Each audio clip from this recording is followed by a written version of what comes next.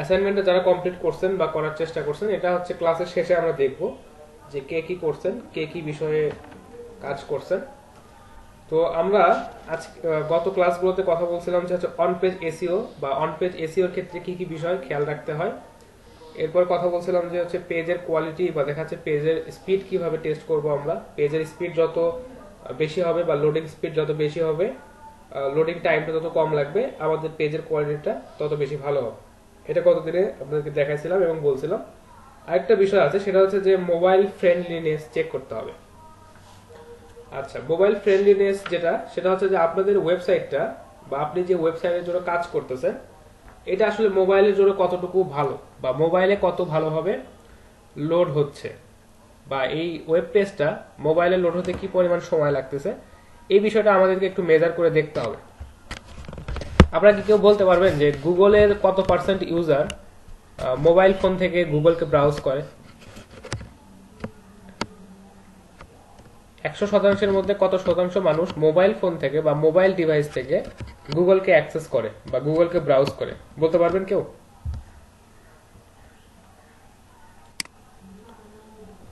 Idea করেন।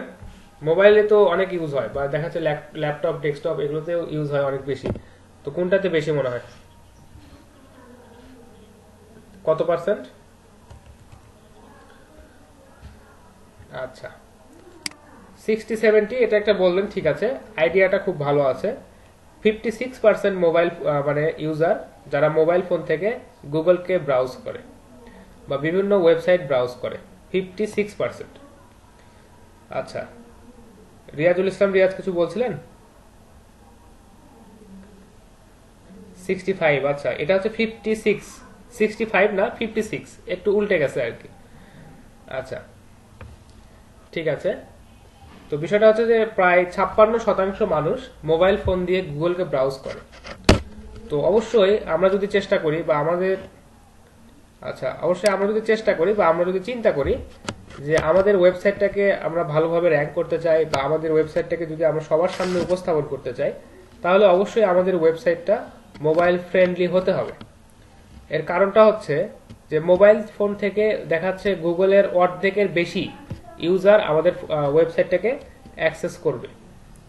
তো তাহলে অবশ্যই আমাদেরকে মোবাইল ফোনের এই বিষয়টাতে নজর রাখতে হবে, যে যাতে মোবাইল ফোন থেকে আমাদের ওয়েবসাইটটা সুন্দরভাবে ব্রাউজ করা যায়।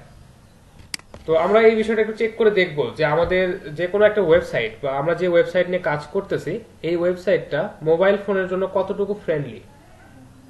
তো আমরা সার্চ দেব mobile friendly test, friendly test. আমরা জাস্ট সিম্পলি গুগলে গিয়ে সার্চ দেবেন মোবাইল ফ্রেন্ডলি টেস্ট। সার্চ দেওয়ার পর দেখেন এখানে একটা অপশন, একটা গুগলের একটা সার্ভিস আপনারা পাবেন, search.google.com। এখান থেকে টেস্ট এবং মোবাইল ফ্রেন্ডলি টেস্ট, এটাতে আমরা যাব। জাস্ট এই ওয়েবসাইটটাতে আমরা চলে যাই বা এই সাইটটাতে আমরা ভিজিট করি। আচ্ছা, দেখেন এখানে ইউআরএল দেওয়ার একটা অপশন আছে। তো আপনারা যে ওয়েবসাইটটার টেস্ট করতে যাচ্ছেন বা যে ওয়েবসাইটটা দেখতে যাচ্ছেন যে আমাদের এই ওয়েবসাইটটা মোবাইল ফ্রেন্ডলি কিনা, সেই ওয়েবসাইটটার ইউআরএল জাস্ট সিম্পলি কপি করে নেবেন। তো আমরা গতকাল সম্ভবত একটা বুক স্টোরের ইউআরএল চেক করতেছিলাম বারবার।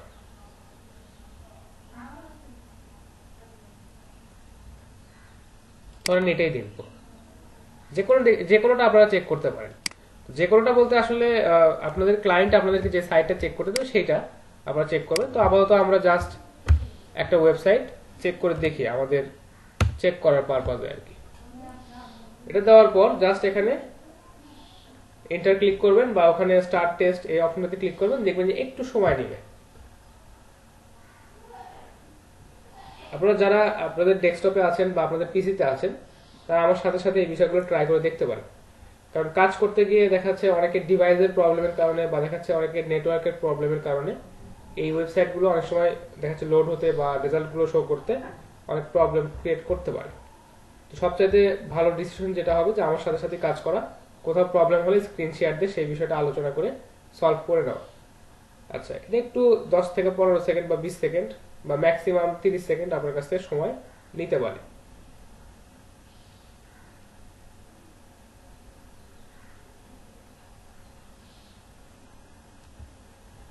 একটু সময় নিল, সময় নেওয়ার পর দেখেন এখানে রেজাল্টটা যেটা আসছে বলতেছে page is not mobile friendly, এই পেজটা মোবাইল ফ্রেন্ডলি না।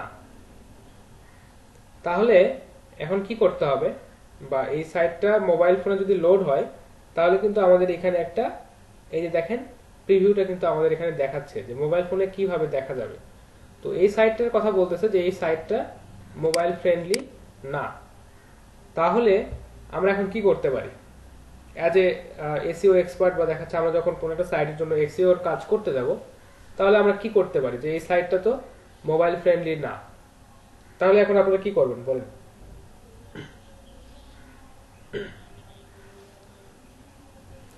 হ্যাঁ, অবশ্যই সাজেস্ট করবেন, বা দেখা যাচ্ছে যে আপনার এই ওয়েবসাইটের যিনি ওনার আছেন বা যার পক্ষ থেকে আপনি কাজ করছেন বা যে ক্লায়েন্টের কাজ আপনি করছেন তাকে বলবেন যে আপনার সাইটটাকে অবশ্যই যদি র্যাঙ্ক করাতে হয় অবশ্যই আপনার সাইটটাকে মোবাইল ফ্রেন্ডলি করতে হবে।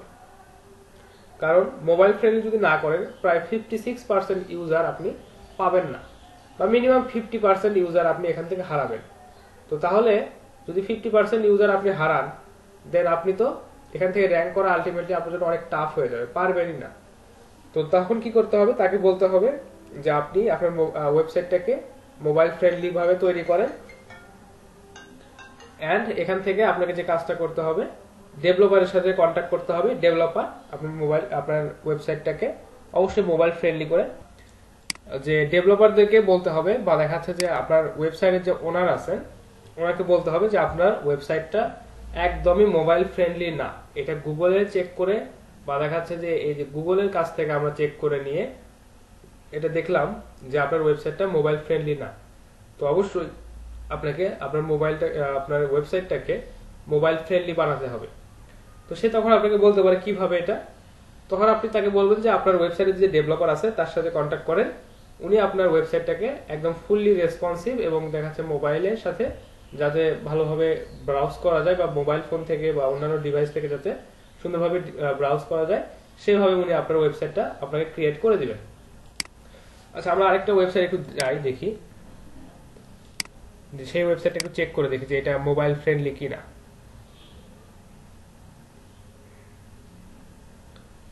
আচ্ছা, ধরেন আমরা রকমারি.কমটা একটু দেখি।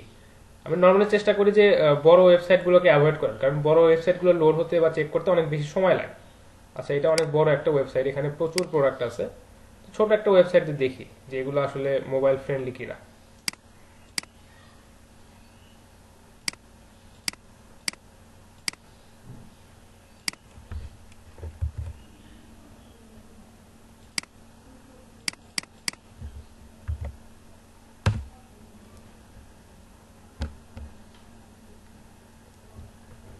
আচ্ছা, একটু সময় নেবে।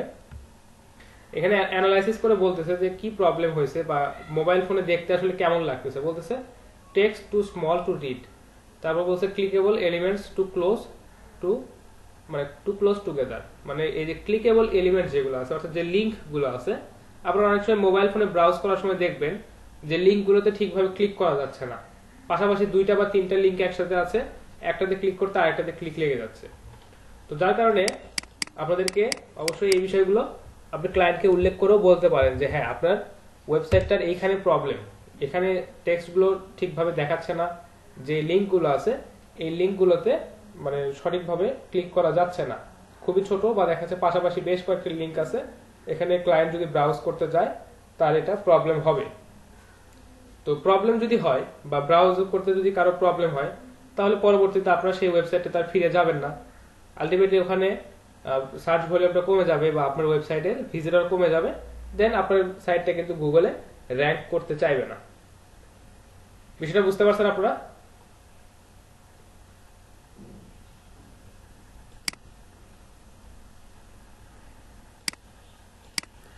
আচ্ছা, এই ওয়েবসাইটটা একটু টেস্ট করে আমরা দেখি যে এই ওয়েবসাইটের কি অবস্থা।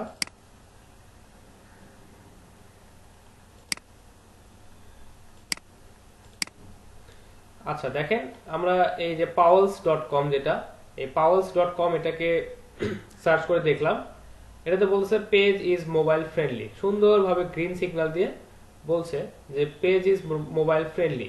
এবং দেখেন মোবাইল ফোনে যদি আমরা ব্রাউজ করি তাহলে এখানে যে প্রিভিউটা আসবে বা মোবাইল ফোনে এই ওয়েবসাইটটা যেমন দেখা যাবে এটা কিন্তু এখানে দেখাচ্ছে, প্রিভিউতে এটা সুন্দরভাবে দেখাচ্ছে।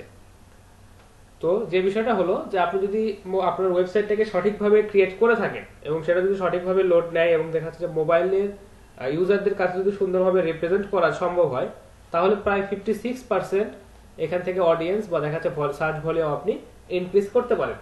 কারণ গুগল তাদের স্ট্যাটিস্টিক্সে এই বিষয়টা বলছে যে তাদের হচ্ছে 56% বা 55 to 56% ইউজার তাদের হচ্ছে মোবাইল থেকে এই গুগল সার্চ ইঞ্জিনকে তারা ব্রাউজ করতেছে। তো আপনার ওয়েবসাইটে যদি মোবাইল ফ্রেন্ডলি না হয় তাহলে এখানে কিন্তু অনেক বড় একটা প্রবলেম। তো আপনি অবশ্যই এই মোবাইল ফ্রেন্ডলি টেস্টটা করবেন। এখানে টেস্ট করার পর আপনার ক্লায়েন্টকে বা যিনি আপনার কাছ থেকে এসইও করে যাচ্ছে ওনাকে বলবেন যে আপনার সাইটটাতে এই প্রবলেম আছে বা আপনার সাইটটা মোবাইল ফ্রেন্ডলি না, এখানে বিভিন্ন ধরনের প্রবলেম দেখা যাচ্ছে, যেটা আমরা প্রিভিয়াস টেস্টটাতে দেখলাম বা এর আগে যে ওয়েবসাইটে টেস্ট করে আমরা দেখলাম ওটাতে কিন্তু আমাদেরকে একদম প্রবলেম সহকারে বলে দিয়েছে। আর এখানে দেখেন ওয়েবসাইটে সুন্দরভাবে মোবাইল ফ্রেন্ডলি এবং সুন্দরভাবে রিপ্রেজেন্ট হয়েছে এবং কি কি বিষয়ে মানে কি কি কারণে এখানে অ্যাডিশনাল যে রিসোর্সেস আছে সেগুলো কি অ্যাড করা আছে সেই বিষয়গুলো এখানে বলছে। আর যদি আপনার ওয়েবসাইটে যদি মোবাইল ফ্রেন্ডলি হয় এবং সুন্দরভাবে এভাবে গ্রিন সিগন্যাল দিয়ে আপনাকে বলে যে পেজ ইজ মোবাইল ফ্রেন্ডলি, দেন ওকে, আপনারা তখন অন্যান্য কাজের দিকে মুভ করতে পারেন। আচ্ছা, তো এটা নরমালি হচ্ছে ফ্যাক্টর অ্যানালাইসিস বা দেখা যাচ্ছে যে আমরা এই ফ্যাক্টরগুলোকে অ্যানালাইসিস করে আমাদের ওয়েবসাইটটা বা যে ওয়েবসাইটের কাজ আমরা করব সেই ওয়েবসাইটটিতে কি কি কাজ করতে হবে এই বিষয়গুলো সম্পর্কে আপনাদেরকে বলা হচ্ছে।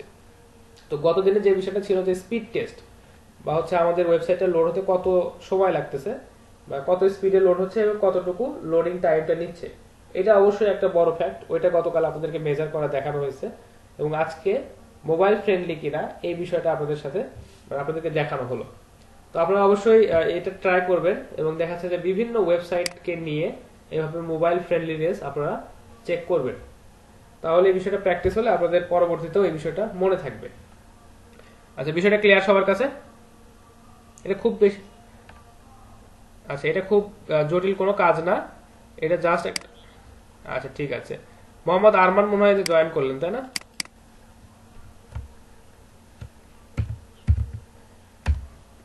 আচ্ছা, আরেকটা বিষয় আপনাদেরকে খেয়াল রাখতে হবে, সেটা হচ্ছে যখন আপনারা নতুন কোনো ওয়েবসাইট বা নতুন কোনো পেজ যখন আপনারা ক্রিয়েট করবেন বা একটা ওয়েবসাইট রেডি করার পর আপনারা সেটাকে সুন্দরভাবে গুগলে লঞ্চ করলেন।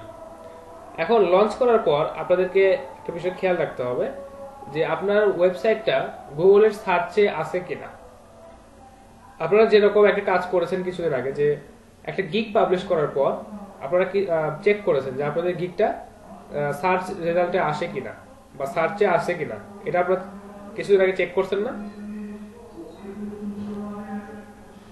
হ্যাঁ, তো আমাদেরকে এটাও চেক করতে হবে যে গুগলে যখন আমরা কোনো ওয়েব পেজ বা কোনো ওয়েবসাইট যখন লঞ্চ করব সেটা হচ্ছে এখানে কোনো আমাদের সার্চে এটা অলরেডি আসছে কিনা, বা গুগল তাদের রোবট দিয়ে আমাদের ওয়েবসাইটটাকে ভিজিট করে এটাকে সার্চের কোনো পেজে বা যত নাম্বার পেজেই হোক, 100 হোক আর 1000তম পেজ হোক, সেখানে সে রাখছে কিনা।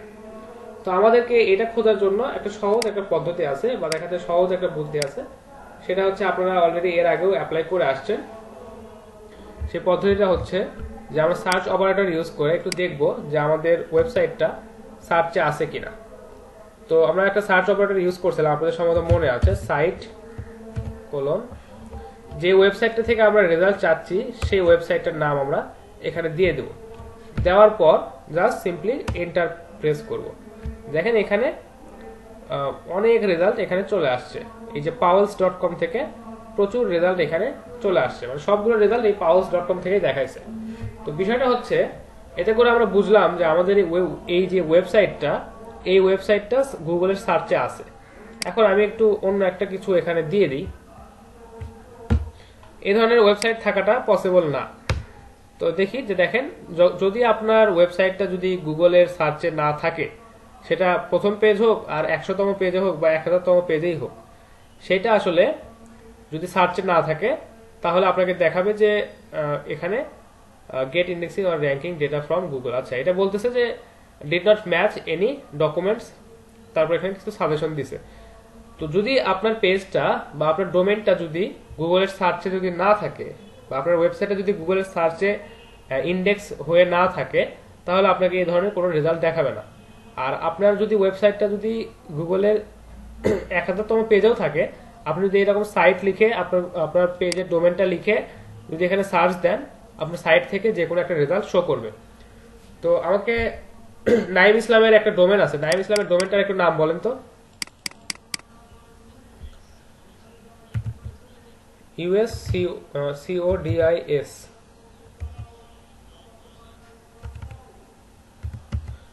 US কোর্স হাব, হ্যাঁ কোর্স হাব .xyz।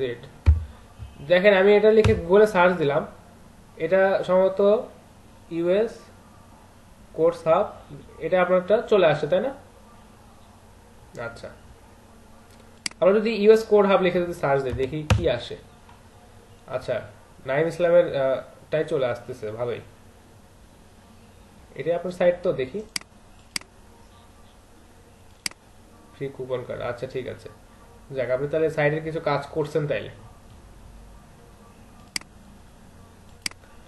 আচ্ছা, তো দেখেন এটা অনেক সময় নাও আসতে পারে, বা আপনারা যখন রিসেন্টলি কোনো একটা সাইট পাবলিশ করবেন তখন এটা এইভাবে সার্চে আসবে না। তো এখন আমরা একটা জিনিস দেখি যে এইখানে একটা ব্লগ পোস্ট করা আছে, বা দেখা যাচ্ছে যে এখানে বেশ কিছু কন্টেন্ট কিন্তু অলরেডি রেডি করা আছে। তো একটা কন্টেন্ট একটু আমরা যাই, এই কন্টেন্টের যে ধরেন যে টাইটেল, বা দেখা যাচ্ছে যে এইটা যেহেতু আছে যে ফ্রি ইবে গিফট কার্ড, দেখি এটাতে একটু সার্চ দিই যে নাইম ইসলামের ওয়েবসাইটটা আসে কিনা। দেখেন এখানে নাইম ইসলামের ওয়েবসাইটটা কিন্তু আসতেছে না, এখানে আরো অন্যান্য যে সাইটগুলো আছে যেগুলো কম্পিট করে সামনে আসছে তাদেরটা এখানে শো করতেছে। এখন আপনি এই কিওয়ার্ড দিয়ে আপনি এই কিওয়ার্ডটা আপনার ওয়েবসাইটে ইউজ করছেন প্রাইমারি কিওয়ার্ড হিসেবে, যে ফ্রি ইবে গিফট কার্ড, এটা আপনি সুন্দরভাবে পোস্ট করছেন বা আপনার মেইন কিওয়ার্ড হিসেবে বা প্রাইমারি কিওয়ার্ড হিসেবে এটা ইউজ করছেন। তারপরে ওটা সার্চে আপনার আসতেছে না। এখন আপনাকে দেখতে হবে যে এই কিওয়ার্ডটা ইউজ করে আপনি যে ওয়েবসাইটটা পাবলিশ করছেন বা যে পোস্টগুলো বা যে ব্লগগুলো লিখছেন এটা আসলে গুগলে ইন্ডেক্স হয়েছে কিনা। তো এটার জন্য জাস্ট সিম্পলি আপনাকে আপনার ডোমেনটা নিতে হবে।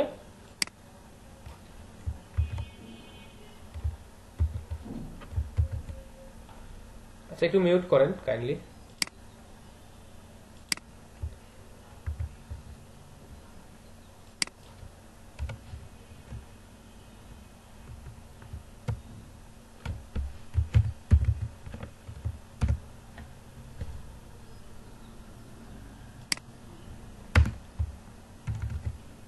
আর এখানে লিখে দিবেন যে ফ্রি ইবে গিফট কার্ড।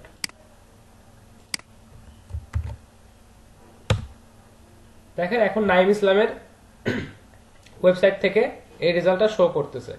তাহলে আমরা বুঝলাম যে হ্যাঁ আমাদের এই ওয়েবসাইটটা গুগলে ইন্ডেক্স করা হয়েছে, বা গুগল আমাদের এই ওয়েবসাইটটাকে তার ওয়েব মানে সার্চ রেজাল্টে রাখছে, এবং আমরা যে ব্লগটা বা এই যে নাইম ইসলামের যে ব্লগটা আছে এইটাও গুগলে ইন্ডেক্স হয়েছে এবং সার্চে কিন্তু এটা শো করতেছে। বুঝতে পারছেন বিষয়টা? তো আপনারা এইভাবে চেক করবেন যে আপনারা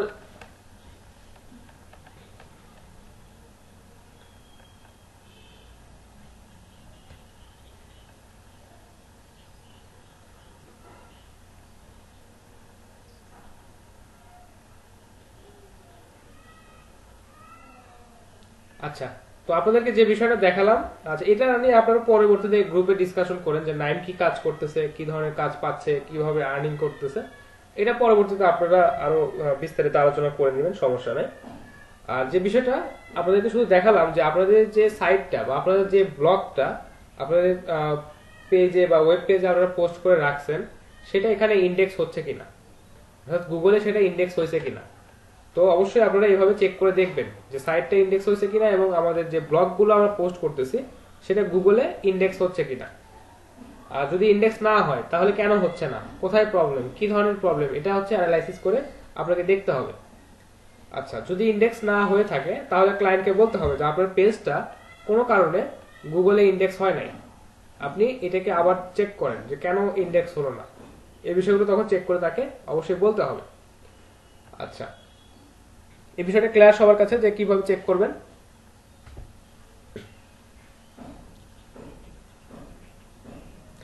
আচ্ছা, ইন্ডেক্স করবেন কিভাবে? আচ্ছা, তাকে হেল্প করবেন কিভাবে এটা একটু পরবর্তী পার্ট, সেটা বলতেছি। সেক্ষেত্রে আপনাকে অ্যানালাইসিস করতে হবে যে আপনার আসলে প্রবলেমটা কোথায়। আপনি গুগলের কোন নিয়মটা বহির্ভূতভাবে এখানে পোস্ট করছেন, কেন আপনার এটাকে তারা ইন্ডেক্স থেকে সরাই দিচ্ছে। তো নর্মালি যে কারণে ইন্ডেক্স থেকে সরায় সেটা হচ্ছে যে দেখা যাচ্ছে আপনি কোথাও ব্যাকলিঙ্ক করে আসছেন, সেই ব্যাকলিঙ্কটা বা যে ওয়েবসাইটটাতে ব্যাকলিঙ্ক করে আসছেন সেই ওয়েবসাইটটা পেনাল্টি পাইছে, এবং দেখা যাচ্ছে যে সেই পেনাল্টির থ্রুতে আপনাকেও খুঁজে বের করছে, এবং আপনার যে পোস্টের লিঙ্কটা আপনি ওখানে ইন্ডেক্স করে আসছেন বা আপনার যে সাইটটার লিঙ্কটা ওখানে ইন্ডেক্স করে আসছেন সেটার থ্রুতে গুগল আপনার কাছে চলে আসছে এবং বলতেছে যে ওই যেহেতু পেনাল্টি খাইছে এবং ওর সাথে যখন আপনার একটা লিঙ্ক বিল্ডিং আছে বা দেখা যাচ্ছে একটা ব্যাকলিঙ্ক ক্রিয়েট করা আছে, তাহলে আপনার গুলো এখন চেক করা প্রয়োজন বা আপনার এখানে কোনো অসুবিধা থাকতে পারে। তারা তখন আপনাকে চেক করে দেখবে বা দেখা যাচ্ছে যে যদি এখানে যদি কোনো প্রবলেম থাকে বা কোনো যদি অসামঞ্জস্যপূর্ণ কোনো লেখা বা দেখা যাচ্ছে তাদের নিয়মের বহির্ভূত কোনো কার্যকলাপ থাকে, তাহলে তারা এটা ইন্ডেক্স থেকে সরাই দিবে। তখন আপনাকে ওই বিষয়গুলো অ্যানালাইসিস করে দেখতে হবে যে আসলে এখানে আমি কি লিখলাম বা আমার কন্টেন্টের কোয়ালিটি কেন ঠিক হলো না, গুগল কেন আমাকে এটাকে পেনাল্টি দিল, কেন এটাকে র্যাঙ্ক থেকে সরালো বা দেখা যাচ্ছে যে কেন এটাকে ইন্ডেক্স করলো না, এই বিষয়টা আপনাকে দেখতে হবে।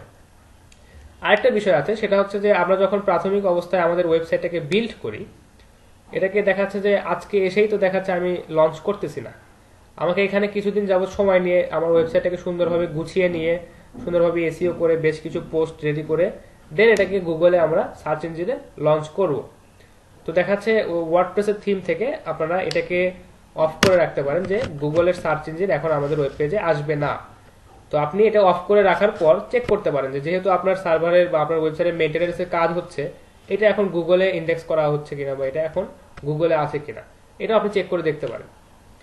আসলে এই কারণেই সার্চ অপারেটরগুলো ইউজ করে আমরা গুগলের ইন্ডেক্সিং বা দেখাচ্ছে যে আমাদের সাইটটা এখন ইন্ডেক্স হয়ে আছে কিনা এটা চেক করি, চেক করে করে আমরা দেখি যে সবকিছু ঠিক আছে কিনা। এটাই বুঝতে পারছেন? আরমান সম্ভবত কোশ্চেন করছিলেন। ঠিক আছে, সিম্পলি সার্চ করবেন যে মোবাইল ফ্রেন্ডলি টেস্ট, এটা সার্চ করার পর দেখবেন যে এই প্রথমে যে ওয়েবসাইটটা আসবে এটাকে গুগলের একটা প্রোডাক্ট বা গুগলের একটা টুল, এটাতে যাবেন, যাওয়ার পর এখানে যে সাইটটা আপনি টেস্ট করতে চাচ্ছেন সেই সাইটটা ওখানে সাইটের যে জাস্ট ইউআরএলটা ওখানে দিয়ে দিবেন, ওরা আপনাকে রেজাল্টটা শো করবে। জাস্ট এই যে আমরা অলরেডি ওই সাইটটাই চেক করছি, চেক করার পর এখানে বলবে যে পেজ ইজ মোবাইল ফ্রেন্ডলি, অথবা যদি মোবাইল ফ্রেন্ডলি না হয় তাহলে এখানে সুন্দরভাবে লাল কালিতে বা লাল রেড মার্ক করা আপনাকে দেখাবে যে mobile is not sorry page is not mobile friendly, এবং এখানে কিছু রিজন বলবে যে কেন আসলে মোবাইল ফ্রেন্ডলি না। দেন ওই রিজনগুলো আপনাকে অ্যানালাইসিস করে ঠিক করতে হবে এবং আপনার এই সাইটের যিনি মালিক আছেন বা ওয়েবসাইটের যিনি ওনার তাকে বলতে হবে যে আপনার ওয়েবসাইটটা মোবাইল ফ্রেন্ডলি না। এখন আপনি ডেভেলপারের কাছ থেকে আপনার সাইটটাকে মোবাইল ফ্রেন্ডলি হিসেবে ঠিক করে নেন, কোথায় কি প্রবলেম, কোথায় রেসপন্সিভ হচ্ছে না, এই বিষয়গুলো তাদের কাছ থেকে ঠিক করে নিতে হবে। বুঝতে পারছেন বিষয়টা? ঠিক আছে,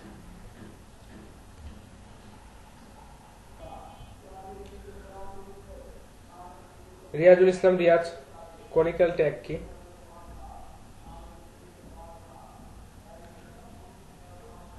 অনেকেই বলে কনিক্যাল ট্যাগ, অনেকেই বলে ক্যানোনিক্যাল ট্যাগ। তো নর্মালি যেটা রাইট, যেটা সঠিক, যেটা এটাকে বলা হচ্ছে canonical tag, CANONICAL, canonical tag. তো যে বিষয়টা হয় ক্যানোনিক্যাল ট্যাগ সম্পর্কে আপনাদের একটু বলি যে আপনাদের ওয়েবসাইটে হয়তো দেখা যাচ্ছে যে 5টা বা 7টা পেজ আছে, কোন একটা হয়তো লগ ইন পেজ, একটা হয়তো দেখা যাচ্ছে যে ব্লগের জন্য পেজ, একটা আর্টিকেল পেজ, একটা প্রোডাক্টের পেজ, একটা হচ্ছে দেখা যাচ্ছে যে ফিডব্যাকের পেজ, একটা হচ্ছে কন্ট্যাক্ট পেজ। এই ধরনের 6টা বা 7টা পেজ আপনাদের এখানে একটা ওয়েবসাইটে থাকে। তো বিষয়টা হচ্ছে যে একই ধরনের ব্লগ, আবার দেখা যাচ্ছে একই ধরনের ব্লগ আপনাদের ওয়েবসাইটে বা একই ধরনের আর্টিকেল আপনাদের ওয়েবসাইটে থাকতে পারে। যেমন আপনি চাচ্ছেন যে আপনার ওয়েবসাইটে কন্টেন্ট বেশি হবে, তো এখন শাওমির একটা মোবাইল ফোন নিয়ে আপনি একটা ব্লগ বা একটা কন্টেন্ট আপনার ওয়েবসাইটে পোস্ট করতে চাচ্ছেন, খুবই ভালো কথা। এখন আপনি ভাবলেন যে আমার তো এখন একটু কন্টেন্ট বেশি দরকার প্রাথমিক অবস্থায়, তো আপনি শাওমির একটা মোবাইল ফোনের জন্যই বা ধরেন যে নোট 9 বা নোট 8 এই ফোনটার জন্যই আপনি রিভিউ লিখলেন বা দেখা যাচ্ছে যে আপনি সুন্দরভাবে একটা আর্টিকেল রেডি করলেন। রেডি করার পর আপনি একটা কাজ করলেন, সেটা হচ্ছে যে এটা তো এই ফোনটার দেখা যাচ্ছে বিভিন্ন ভেরিয়েন্ট থাকতে পারে, রেড কালার ভেরিয়েন্ট থাকতে পারে, তারপর ব্লু কালার ভেরিয়েন্ট থাকতে পারে, হোয়াইট ভেরিয়েন্ট থাকতে পারে। এখন আপনি করলেন কি 3টা ভেরিয়েন্টের জন্য 3টা ব্লগ আপনি লিখলেন বা 3টা আর্টিকেল লিখলেন। এখন লেখার পর কি হবে যে ওইখানে কিন্তু ফোনের যে স্পেসিফিকেশন এটা কিন্তু সেম, জাস্ট সিম্পলি একটা জায়গায় চেঞ্জ আছে, সেটা হচ্ছে যে কালারটা শুধু হোয়াইট। অর্থাৎ ফোন কিন্তু A to Z সেমই আছে, শুধু কালারের জায়গায় একটু চেঞ্জ হয়েছে যে হ্যাঁ এই ফোনটা রেড, এই ফোনটা গ্রিন, এই ফোনটা ব্লু, এটা হোয়াইট। তো এখন যে বিষয়টা হবে যে আপনি যদি এই 4টা ফোন নিয়ে বা দেখা যাচ্ছে 4টা কালারের ফোন নিয়ে যদি 4টা আর্টিকেল বা 4টা ব্লগ যদি আপনি লিখতে চান, আপনি লিখতে পারবেন। কিন্তু এখানে কিছু টেকনিক্যাল ইস্যু আছে। যেহেতু আপনার 4টা কন্টেন্ট প্রায় 90% বা 95% যেহেতু সেম, শুধু কালারটা একটু চেঞ্জ, তো গুগল এই ক্ষেত্রে আপনাকে এটা পেনাল্টি দিতে পারে যে আপনার একই ধরনের পোস্ট কেন আপনি বারবার পোস্ট করছেন। ওইখানে যে সামান্য একটু চেঞ্জ আছে এটা গুগলের চোখে পড়বে না, বা দেখা যাচ্ছে গুগল হয়তো এটাকে কনসিডার নাও করতে পারে। তো এই ক্ষেত্রে যে বিষয়টা হয়, আপনি চাইলে এরকম 4টা পেজ আপনি রাখতে পারেন বা 4টা পোস্ট বা 4টা আর্টিকেল আপনি রাখতে পারবেন, কিন্তু আপনাকে তখন ক্যানোনিক্যাল ট্যাগটা ইউজ করতে হবে। এই ক্যানোনিক্যাল ট্যাগটা ইউজ করে আপনি বলবেন যে আপনার যে এই 4টা যে পেজ আছে, আমি একটু আপনাদেরকে দেখাই আপনার জন্য সুবিধা হবে।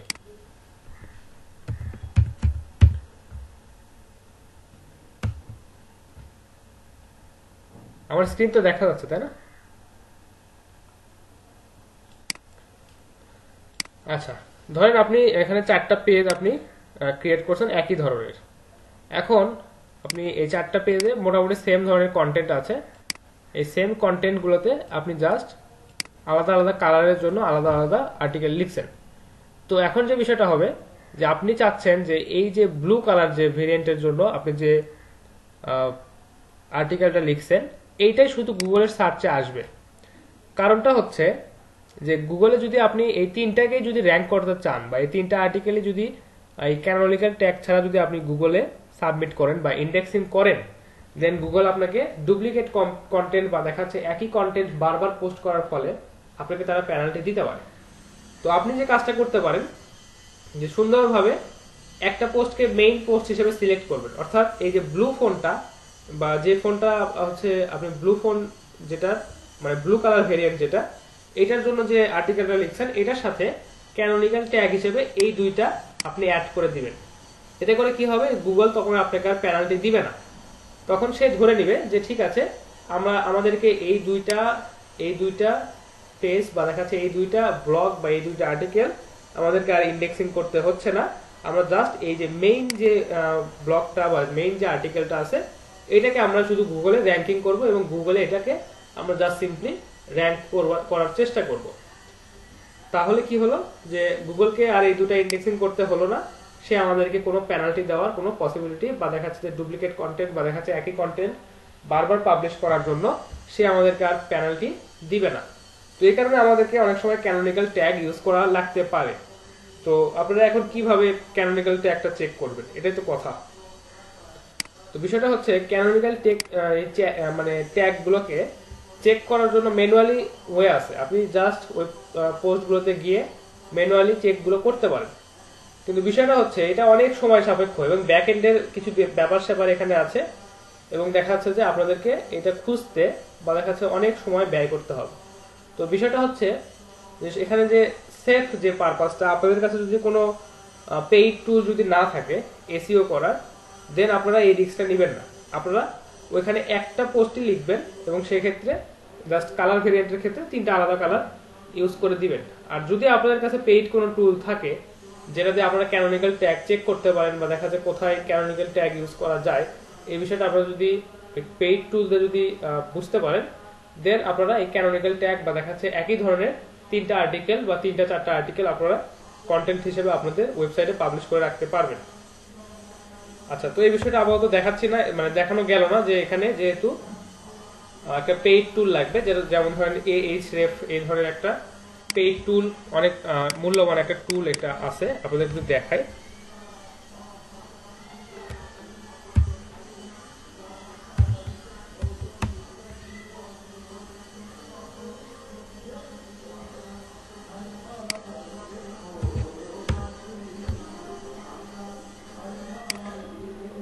এই টুলটার নাম হচ্ছে Ahrefs। আচ্ছা, তো এই টুলটা অনেক ভালো এবং দেখাচ্ছে অনেক মানসম্মত এবং দেখাচ্ছে একটা কম্বো একটা টুল। এই টুলটার প্রাইসিংটা অনেক বেশি, তো আপনারা আপাতত আপনাদেরকে এটা নিতে হচ্ছে না বা আপনাদেরকে আমি নেওয়ার জন্য এটা বলছিও না। তো এই ধরনের পেইড টুল বা দেখাচ্ছে এই ধরনের মানে অনেক ভালো মানের টুল যদি আপনাদের কাছে থাকে, দেন আপনারা অনেক ভালো মানের এসইও করতে পারবেন অনেক ইজিলি। দেখেন এদের যে প্রাইসিংটা, এই প্রাইসিংটার কথা বলতেছে যে কত, মানে লাইট যে প্যাকেজটা আছে এটা হচ্ছে মান্থলি $99। এটা একটা হিউজ একটা অ্যামাউন্ট। তো যারা অনেক ভালো লেভেলের বা অনেক ভালো মানের এসইও করে, বা যারা হয়তো একই সাথে দেখা যাচ্ছে 4-5টা পেজকে তারা মেনটেন করতেছে, এই ধরনের ওয়েব পেজগুলো মেনটেন করার জন্য বা অ্যাডভান্স কাজ করার জন্য তারা হচ্ছে এই ধরনের টুলগুলোকে ইউজ করে। তো আপাতত এটা জাস্ট আপনাদেরকে একটা ধারণা দিলাম বা বলে রাখলাম যে এই ধরনের টুলও এখানে আছে। আর এটা আপনারা 7 দিনের জন্য ফ্রি ট্রায়াল ইউজ করতে পারেন। তো আসলে ফ্রি ট্রায়াল দিয়ে কোনো কাজ খুব একটা বেশি হয় না, কারণ আপনাদের এই টুলটা অনেক দিন যাবত ইউজ করতে হবে। যতদিন আপনারা একটা সাইটকে এসইও করবেন, যতদিন একটা সাইটকে আপনারা মেনটেন করবেন বা সাইটটাকে যতদিন আপনারা অপটিমাইজ করবেন, ততদিন এই ধরনের টুল আপনাদের লাগবে। অফ পেজ এসইওতে, তো অফ পেজ এসইও শুরুর আগে আমরা অন পেজ এসইও বা টেকনিক্যাল এসইও বা দেখা যাচ্ছে যে আপনার বিভিন্ন বিষয় নিয়ে একটু কথা বললাম, বা এসইওর বেসিক নিয়ে অনেক কিছু কথা হলো। তো আমাদের যে মেইন ফোকাসটা থাকবে এটা হচ্ছে অফ পেজ এসইওর দিকে, অর্থাৎ অফ পেজ এসইওতে যে কাজগুলো হয় এই কাজগুলোর দিকে আমাদের মেইন ফোকাস থাকবে।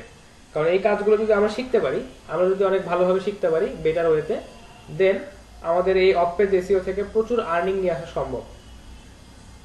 আপনারা একটা বিষয় খেয়াল করেন, আপনারা যখন ডেটা এন্ট্রির কাজ করতেছেন, এখানে কাজের যে বিভিন্নতা, মানে দেখবেন যে প্রচুর ধরনের কাজ, মানে যে কাজটা কোনো ক্যাটাগরি খুঁজেই পাচ্ছে না বা যে কাজটার কোনো ক্যাটাগরি নাই, সেই কাজটাও এসে ডেটা এন্ট্রির মধ্যে ঢুকে পড়তেছে। আচ্ছা, তো এখানে আসলে আপনাদেরকে বিভিন্ন ধরনের কাজ ফেস করতে হয় বা দেখা যাচ্ছে যে অনেক ধরনের কাজ আপনাদের জানতে হয় বা কমপ্লিট করতে হয়। তো বিষয়টা হচ্ছে যখন আপনারা মানে এই পর্যায়ে বা অ্যাডভান্স পর্যায়ে যখন আপনারা একটু শিখবেন এবং দেখা যাচ্ছে অফলাইন এসইও বা অফ পেজ এসইও, যখন এই বিষয়গুলো আপনারা যখন শিখবেন, তখন আপনারা একটা স্পেসিফিক ধরনের কাজ আপনারা করবেন। আপনাদেরকে সারাদিন আর এরকম মাথা ঘামাতে হবে না যে আচ্ছা এই যে ডেটা এন্ট্রি যে এই কাজটা আসলে এটা আমি পারবো কিনা, এটা একটু ভালো করে পড়ি বা এটা একটু ভালো করে বুঝি। কিন্তু অফ পেজ এসইও বা দেখা যাচ্ছে যে ব্যাকলিংক বা দেখা যাচ্ছে do follow backlink, no follow backlink, তারপর হচ্ছে আপনার বুক মার্কিং, এই ধরনের কাজগুলো যখন আপনারা করবেন, তখন আপনাদের কাছে শুধু একটা ক্যাটাগরির কাজই আপনাদের গিগে আসবে। এবং আপনারা যদি ওই কাজটা যদি ভালোভাবে কমপ্লিট করতে পারেন, আপনাদের কাজের প্রেশারটা বা কাজের কষ্টটা অনেকটাই লাঘব হবে। এবং দেখা যাচ্ছে যে একই ধরনের কাজ আপনারা যখন করবেন, তখন বিভিন্ন ওয়েবসাইট থেকে বা দেখা যাচ্ছে বিভিন্ন ওয়েবসাইট এবং ওই কাজটা সম্পর্কে আপনাদের স্কিলটা অনেক বেশি ডেভেলপ হবে। আচ্ছা, তো আমরা মেইনলি ফোকাস করব আমাদের অফ পেজ এসইও বা দেখা যাচ্ছে যে অফলাইন এসইও যেটাই বলেন। তো আমরা অফ পেজ এসইওর উপর বেশি ফোকাস করব এবং এখানে যে কাজগুলো হয়, যেমন ধরেন backlink create, do follow backlink, no follow backlink, তারপর হচ্ছে আপনার বুক মার্কিং, তারপর হচ্ছে আরেকটা কি ছিল যে ফোরাম পোস্টিং ছিল, তারপর হচ্ছে প্রোফাইল ব্যাকলিংক বা দেখা যাচ্ছে যে প্রোফাইল ডিএপিএ এগুলো চেক করা। এই ধরনের কাজগুলো যখন আসবে, তখন আপনারা নির্দিষ্ট একটা ধরনের কাজ আপনারা কমপ্লিট করতে পারেন। তখন আপনাদের কাজের পরিমাণটা বা দেখা যাচ্ছে যে কাজের যে প্রেশারটা এটা লাঘব হয়ে যাবে। এখন ডেটা এন্ট্রি কাজ করতেছেন আপনারা, ডেটা এন্ট্রির কাজে কি হয় যে হাজারো রকমের কাজ আসে। এখন ওই কাজগুলো নিয়ে আবার আপনাদের একটু যদি নাও পারেন বা যদি আংশিক কাজ পারেন, তাহলে ওইটা নিয়ে আবার শিখতে হচ্ছে, তারপরে কাজটা করে দিতে হচ্ছে, এটা আপনার জন্য অনেক টাফ। আর যখন আপনারা লিড জেনারেশনের কাজ করবেন, তখন ওইখানে কেউ এসে আপনাকে বলবে না যে লিড জেনারেশনের গিগে আপনি আমাকে হচ্ছে পিডিএফ থেকে এক্সেলে কনভার্ট করে দেন, কেউ বলবে না। ওখানে শুধু আপনাকে লিড জেনারেশনের কাজে আপনাকে দিবে। যখন আপনি ডু ফলো ব্যাকলিংক বা দেখা যাচ্ছে যে ব্যাকলিংক ক্রিয়েটের কাজ যখন আপনি করবেন, তখন আপনার কাছে সবাই ব্যাকলিংক ক্রিয়েট করেই চাইবে। ওইখানে কেউ আপনার কাছ থেকে দেখা যাচ্ছে যে এক্সেল থেকে সিবিএস এ কনভার্ট করে চাইবে না, বা ওয়েব রিসার্চ করে আপনাকে বিভিন্ন ধরনের ডেটা খুঁজে বের করতে বলবে না। তো অবশ্যই আপনারা যখন এই কাজগুলোতে এক্সপার্ট হবেন বা এই কাজগুলো যখন শিখবেন, আপনাদের কাজের ধারাটাও অনেক মানে দ্রুত হবে এবং দেখা যাচ্ছে যে এখান থেকে যে আর্নিংটা আসে এই আর্নিংটাও অনেক ভালো মানের। আচ্ছা, তো আগামী ক্লাসগুলোতে অবশ্যই মনোযোগ দিয়ে আপনারা থাকেন এবং দেখা যাচ্ছে এই বিষয়গুলো শিখতে থাকেন, ইনশাআল্লাহ অনেক কাজে দিবে আপনাদের। আচ্ছা, কোনো প্রশ্ন থাকলে আমাকে বলতে পারেন। এখন পর্যন্ত যেটুকু আলোচনা করলাম এই বিষয়ে যদি কোনো প্রশ্ন থাকে আমাকে বলতে পারেন বা আমার সাথে শেয়ার করতে পারেন।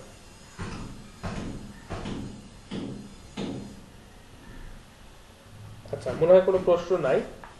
তাহলে আমরা অফ পেজ এসইও তে যাব। তো তার আগে আরেকটা বিষয় আমাদের একটু শিখতে হবে, সেটা হচ্ছে গতদিন আপনাদেরকে বলছিলাম যে আপনাদের ওয়েবসাইটের যে লোডিং স্পিড এটা যদি বাড়াতে চান এবং লোডিং টাইম এটা যদি কমাতে চান, তাহলে একটা কাজ আপনাদেরকে করতে হবে। সেটা হচ্ছে আপনাদের ওয়েবসাইটে যে ইমেজগুলো আছে বা যে নির্দিষ্ট ফরম্যাটগুলো আছে, এই ফরম্যাটগুলোতে একটা আর্টিকেল বা একটা ব্লগ পোস্ট করতে বা একটা প্রোডাক্ট লিস্ট করতে কি পরিমাণ সাইজ এখানে লাগতেছে, অর্থাৎ ফাইল সাইজটা কি হচ্ছে, এটাকে নির্দিষ্ট করে রাখা বা কমের দিকে রাখা। আপনি দেখা যাচ্ছে এখানে একটা অনেক হাই রেজুলেশন একটা ইমেজ আপলোড দিলেন আপনার ওয়েবসাইটে, দেখা যাচ্ছে 5 MB একটা ইমেজ আপনি আপলোড দিলেন। তো ওই 5 MB ইমেজটা লোড হতে যত বেশি সময় লাগবে, আপনার ওয়েবসাইটের লোডিং স্পিডটা কিন্তু তত বেশি হয়ে যাবে। তো আপনাদেরকে চিন্তা করতে হবে একদম নির্দিষ্ট মাপের যতটুকু ইউজ করা যায়, অর্থাৎ যেটুকু যত ছোট ফাইল ইউজ করা যায় ইমেজ হিসেবে, তত আপনাদের জন্য বেটার। আচ্ছা, তো ইমেজ অপটিমাইজেশনের বিষয়টা আমরা একটু দেখব।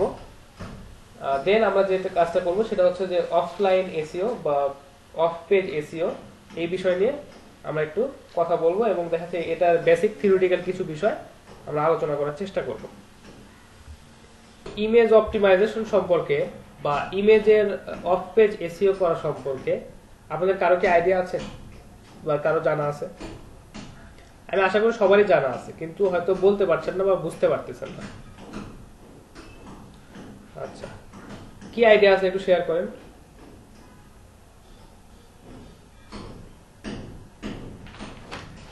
হ্যাঁ, একদম কারেক্ট বলছেন, কারণ এই বিষয়টা গিগ পাবলিশ করার আগে, গিগের ইমেজ রেডি করার সময় আপনাদেরকে আমি সুন্দরভাবে বলে দিয়েছিলাম যে আসলে ইমেজটাকে আমরা কিভাবে রেডি করব। তো এখানে আরো কিছু অ্যাডভান্স প্রসেস আছে বা দেখা যাচ্ছে আরো কিছু কাজ আছে। তো আমরা যখন গিগের জন্য ইমেজ পাবলিশ করছিলাম তখন ওখানে খুব বেশি কিছু ট্যাগ বা দেখা যাচ্ছে যে টাইটেলগুলো খুব ভালোভাবে আমরা ইউজ করি নাই। আর একটা বিষয় সেটা হচ্ছে যে যখনই আপনারা ইন্টারনেট থেকে কোনো ইমেজ নেবেন, সেই ইমেজটাকে অবশ্যই আপনারা বাছাই করে নেবেন যে এই ইমেজটা কপিরাইট ফ্রি কিনা, বা এই ইমেজটাতে কোনো কপিরাইট আছে কিনা বা ওনারের কোনো ক্লেম আছে কিনা। যদি ওখানে কপিরাইট থাকে ওই ইমেজটা কখনোই আপনারা নিয়ে আপনাদের ওয়েবসাইটে ইউজ করবেন না। আর সবচেয়ে বেটার হচ্ছে নিজেদের জন্য ইমেজ নিজেরাই ক্রিয়েট করা। আর এখন যদি আপনি ইমেজ নিজের জন্য যদি নিজে ক্রিয়েট করতে না পারেন, আপনি এখন চাচ্ছেন যে ঠিক আছে আমার বাজেট কম বা আমি হচ্ছে নিজেই কিছু ইমেজ ক্রিয়েট করতে চাচ্ছি বা কিছু ইমেজ আমরা ওয়েবসাইট থেকে বা গুগল থেকে আমরা নিতে চাই। তো ধরেন আমরা একটা ইমেজ নেই, কম্পিউটার লিখে সার্চ দিলাম ইমেজ, এখান থেকে টুলসে যাওয়ার পর, টুলস না সেটিংসে আসার পর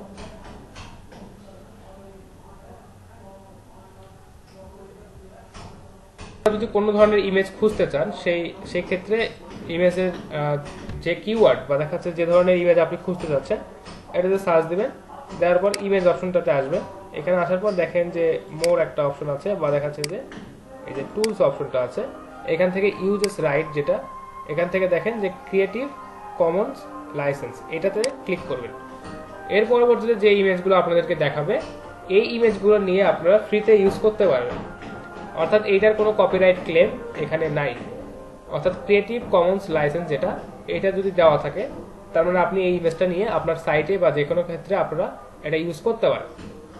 আচ্ছা, তো ধরেন আমি এই ইমেজটাই নিলাম, ইমেজটার সাইজ অনেক ছোট এবং দেখাচ্ছে না, সাইজটা ছোট না, সাইজটা অনেক বড়।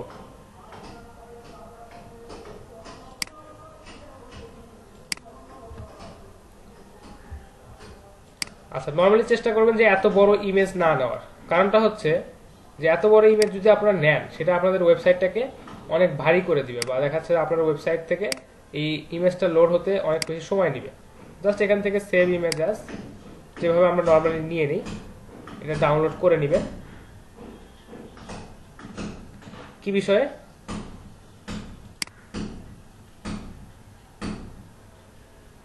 হ্যাঁ, অবশ্যই রিসাইজ করা যাবে। রিসাইজ কেন করা যাবে না? যে বিষয়টা হয়, আপনাদের ওয়েবসাইটে যখনই আপনারা ইমেজ ইউজ করবেন সেই ইমেজটাকে চেষ্টা করবেন যে সবচাইতে ছোট ফাইল সাইজটাকে সবচাইতে কম রাখার, এবং যে বিষয়টা আপনাদের ইমেজের নির্দিষ্ট একটা ফরম্যাট এবং নির্দিষ্ট একটা সাইজ আপনারা ইউজ করবেন। আচ্ছা, এটা রিসাইজ করতে পারেন আপনারা আপনাদের মতো করে, কোনো অসুবিধা নেই। আর যদি আপনারা যদি ফ্রিতে যদি কিছু ইমেজ নিতে চান, এখানে যে shutterstock.com আছে, shutterstock.com কি হয়, ওরা আবার ওই যে ওয়াটারমার্ক দিয়ে দেয়, ওটা খুব একটা ভালো লাগে না। আপনারা আরেকটা সাইটে যেতে পারেন, সেটার নাম হচ্ছে ইউনিস্প্ল্যাশ।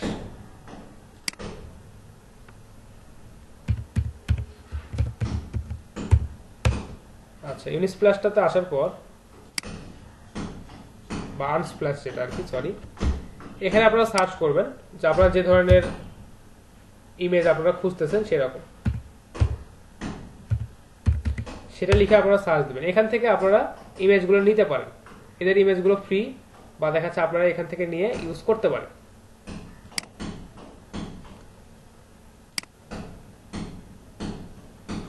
খুবই সোজা, এখান থেকে জাস্ট আপনারা নেবেন, ডাউনলোড ফ্রি, এটাতে ক্লিক করবেন, জাস্ট আপনাদের এখানে ডাউনলোড হয়ে যাবে। এখানে আপনার হচ্ছে সাইজটাও দেওয়া আছে, আপনি কি সাইজে ডাউনলোড করতে চাচ্ছেন, অরিজিনাল সাইজ বা দেখা যাচ্ছে লার্জ, মিডিয়াম, স্মল।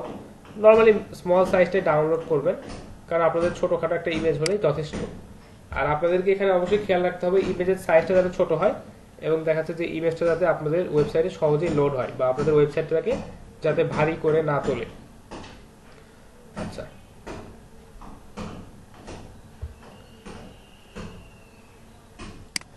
ধরেন আমরা একটা ইমেজ এখানে নিয়ে নিলাম, এই ইমেজটার কথাই বলি। আচ্ছা, ধরেন এই ইমেজটা আমরা এখানে নিয়ে নিলাম। এখন এই ইমেজটাতে আমাদের কিছু কাজ করতে হবে। অবশ্যই একটা বিষয় খেয়াল রাখতে হবে যে ইমেজটা যখন আমরা নিব, বা যে ইমেজটা আমরা ডাউনলোড করব, চেষ্টা করব যে ইমেজটা যেন জেপিজি ফরম্যাটে হয়, জেপিজি বা জেপিইজি, এই ফরম্যাটে যেন আমাদের ইমেজটা ডাউনলোড হয়, বা আমরা যে ইমেজটা নিব এটা যেন জেপিজি ফরম্যাটে থাকে। আচ্ছা, সাইজটা অবশ্যই আপনারা ঠিক করে নেবেন। তাছাড়া দেখা যাচ্ছে আপনাদের ওয়েবসাইটে অনেক সময় এই ইমেজের অরিজিনাল সাইজগুলো মানে ওখানে দেখায়, এবং দেখা যাচ্ছে এক একটা ইমেজের সাইজ এক এক রকম হয়। তো অবশ্যই আপনারা সাইজটাকে নির্দিষ্ট করে নেবেন আপনাদের ওয়েবসাইটের জন্য। যে যখনই আপনারা কোনো ইমেজ ইউজ করেন না কেন, সেটার সাইজটা আপনারা নির্দিষ্ট করে নেবেন। আচ্ছা, তো এখন একটা গুরুত্বপূর্ণ বিষয় যেটা আপনাদেরকে এর আগেও দেখাইছি, সেটা হচ্ছে যে এই ওয়েবসাইট, এই ইমেজটাতে আপনারা কিছু প্রপার্টি অ্যাড করে দিবেন। এটা এর আগেও আপনাদেরকে দেখাইছি, জাস্ট ডিটেইলে যাবেন। এখানে টাইটেল যেটা আছে, এই টাইটেলে একটা কাজ করবেন, সেটা হচ্ছে আপনারা যে আর্টিকেলটা লিখতেছেন বা যে কন্টেন্টটা লিখতেছেন, সেই কন্টেন্টের যে টাইটেলটা হবে, সেই টাইটেলটা এখানে টাইটেলে দিয়ে দিবেন। সাবজেক্টটা দিয়ে দেবেন যে আসলে এটা কি বিষয়ে বা কি ধরনের ইমেজ, বা আপনি এই ইমেজটাতে কি ধরনের সাবজেক্ট এখানে পাবলিশ করতে চাচ্ছেন, বা কোন সাবজেক্টের আন্ডারে এই ইমেজটা থাকতে পারে। দেন রেটিংটা অবশ্যই দিয়ে দেবেন 5 স্টার। এখানে ট্যাগের ক্ষেত্রে একটা বিষয় আপনাকে খেয়াল করতে হবে যে এই ট্যাগগুলো আপনি কোথা থেকে ইউজ করবেন। বিভিন্ন ধরনের ট্যাগ জেনারেটর আছে গুগলে, আপনারা জাস্ট গিয়ে সার্চ দিবেন ট্যাগ জেনারেটর। আচ্ছা, এই যে র্যাপিড ট্যাগ যেটা আছে, এই র্যাপিড ট্যাগটাতে যাবেন। এখানে যাওয়ার পর আপনাদের যে কিওয়ার্ড আছে, বা যে ধরনের ছবি বা যে ধরনের ইমেজ আপনি ইউজ করতেছেন, সেটার একটা ট্যাগ এখানে দিয়ে দেবেন। বা আপনার যে আর্টিকেলটা আপনি লিখতেছেন বা যে পোস্টটা আপনি করতেছেন, সেই পোস্টের যে টাইটেল বা যে মেইন যে কিওয়ার্ডটা আছে, সেই কিওয়ার্ডটা আপনি এখানে দিবেন।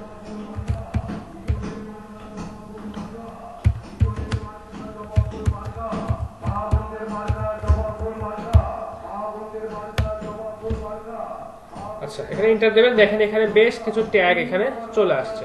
তো এই ট্যাগগুলো আপনারা এখান থেকে কপি করে নেবেন। ট্যাগগুলো কপি করে নিয়ে জাস্ট আপনাদের ইমেজটাতে আপনারা বসাই দিবেন। দেখেন এখানে সবগুলো ট্যাগ অ্যাড হয়ে গেছে। আচ্ছা, এই ট্যাগগুলো ইউজ করা খুবই জরুরি। কারণটা হচ্ছে আপনার যে কিওয়ার্ডটা আপনি ইউজ করছেন, সেই কিওয়ার্ডের সাথে এই ট্যাগগুলো কিন্তু সামঞ্জস্যপূর্ণ। এবং একটা বিষয় আমাদের খেয়াল রাখেন যে আমরা যখন গুগলে গিয়ে সার্চ দেই, যে ধরেন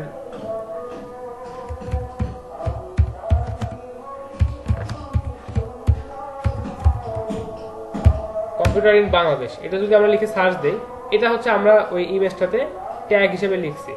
তো এখানে আসার পর অনেকেই চেষ্টা করে বা দেখা যাচ্ছে অনেকেই এইভাবে সার্চ করে যে এখানে এই ইমেজগুলোতে তারা চেক করে। তো ইমেজগুলো চেক করার পর তারা যে কাজটা করে যে ইমেজ থেকে কিন্তু তারা ওয়েবসাইটে যেতে পারে। এই যে দেখেন এখানে blog.bikura.com এই ওয়েবসাইটে কিন্তু আপনি ইমেজের থ্রুতে যেতে পারেন। তো ইমেজটাকে প্রপার ওয়েতে এসইও করা আছে বা দেখা যাচ্ছে যে ইমেজটাকে প্রপার ওয়েতে এই ওয়েবসাইটে পোস্ট করা আছে বিধায় এই ইমেজটা শো করতেছে এই সার্চ রেজাল্ট বা এই কিওয়ার্ডের আন্ডারে। এবং দেখা যাচ্ছে যে অনেকেই বা যারা এখানে সার্চ করতে আসবে তারা কি করবে যে এই ইমেজের থ্রুতে আপনাদের ওয়েবসাইটে কিন্তু ভিজিট করবে। তো অবশ্যই ইমেজটাকে অপটিমাইজ করা বা দেখা যাচ্ছে ইমেজটা এসইও করা আপনাদের জন্য বেশি জরুরি। আচ্ছা, এখানে কমেন্টে একটা কাজ করতে পারেন যে ট্যাগগুলো কমেন্টে দিয়ে দিতে পারেন, সমস্যা নাই। আচ্ছা, এখানে অথর যেটা আছে এটা হচ্ছে দেখা যাচ্ছে আপনার ওয়েবসাইটের নেম আপনারা এখানে অথর হিসেবে দিতে পারেন। তো অথরের নেমটা যেটা দিবেন যে আপনাদের ওয়েবসাইটের নেমটা এখানে অথর হিসেবে দিবেন। তারপর হচ্ছে ডেট, কপিরাইট এগুলো আপনারা দিতে পারেন, সমস্যা নেই। ডেটটা লিখে দিতে পারেন, ডেটটা অবশ্যই লিখে দিবেন, এটা একটা আপনাদের জন্য ভালো। সেটা হচ্ছে হ্যাঁ, এটা ডেটটা আপনারা সেট করে দিবেন, ডেটটা অটোমেটিক নিয়েই নিছে। কারণ আপনারা একটা জিনিস খেয়াল করে দেখতে পাবেন যে যখন কোনো ওয়েবসাইটে আপনারা সার্চ করেন বা দেখা যাচ্ছে অনেক সময় এইভাবে আপনারা সার্চ করেন যে বেস্ট ল্যাপটপ ইন 2021 বা আপনারা অনেক সময় কিন্তু এরকম ডেট দিয়ে বা দেখা যাচ্ছে সাল দিয়ে আপনারা কিন্তু এখানে সার্চ করেন। তো আপনাদের ইমেজটাতে যদি এই তারিখটা বা দেখা যাচ্ছে যখন আপনারা এই ইমেজটা ক্রিয়েট করতেছেন সেই তারিখটা যদি আপনারা ওখানে অ্যাড করে দেন, দেন ওইটা একটা পজিটিভ মানে ভিউ পায় যে এইটা আসলে 2021 সালের ইমেজ বা দেখা যাচ্ছে যে এটা হচ্ছে এত সালের ইমেজ। এইভাবে কিন্তু ইমেজটাতে তারা শো করতে পারে। আচ্ছা, এই কারণে অবশ্যই ইমেজের যে ডেটটা বা যে তারিখটা আছে এটা আপনারা সুন্দরভাবে অ্যাড করবেন। আচ্ছা, এখানে আরেকটা বিষয় আছে, সেটা হচ্ছে যে ইমেজটাতে লোকেশন অ্যাড করা। আপনারা কি ইমেজটাতে লোকেশন অ্যাড করতে পারবেন যে এখানে কোথাও লোকেশন অ্যাড করা যায় এরকম?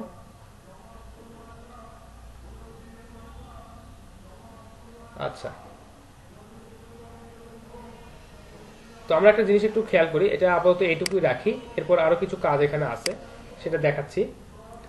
আরেকটা বিষয় আছে, সেটা হচ্ছে যে imageoptimization.com এই একটা সাইট আছে, এটা একটু আপনাদেরকে দেখাই।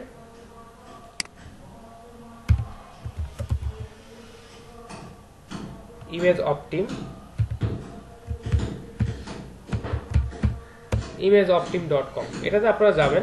এই সাইটের কাজ একটু দেখাই, এটা খুব জটিল কোনো কাজ না।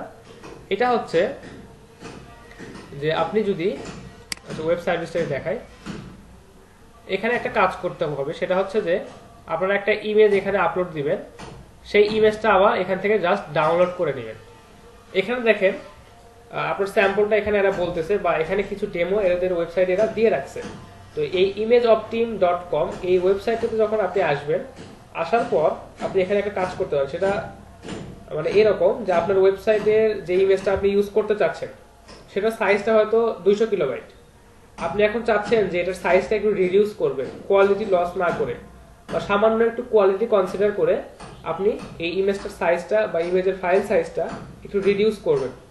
তাহলে এই যে imageoptim.com এই সাইটটাতে আসার পর আপনি আপনার ইমেজটা আপলোড দিবেন, আপলোড দেওয়ার পর জাস্ট এখান থেকে ডাউনলোড করে দিবেন। এখানে দেখেন এটা ডেমো হিসেবে বা এক্সাম্পল হিসেবে এরা বলে দিয়েছে যে 27 কিলোবাইটের একটা ইমেজ এরা কনভার্ট করছে 14 কিলোবাইটে এবং দেখাচ্ছে মোটামুটি কোয়ালিটি কোনো লস হয় না।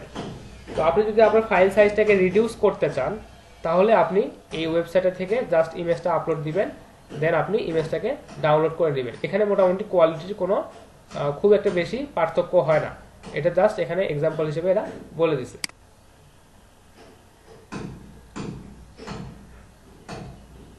আচ্ছা, সাইটগুলো নোট করে দিব। আচ্ছা, চ্যাট বক্সে দিয়ে দেই।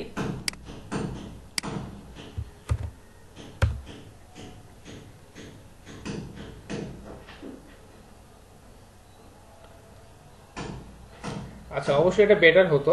আচ্ছা, ঠিক আছে, আমি চেষ্টা করব এটা প্রোভাইড করার।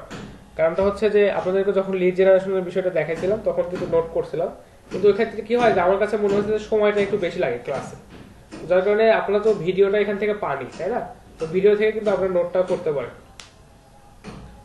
ঠিক আছে।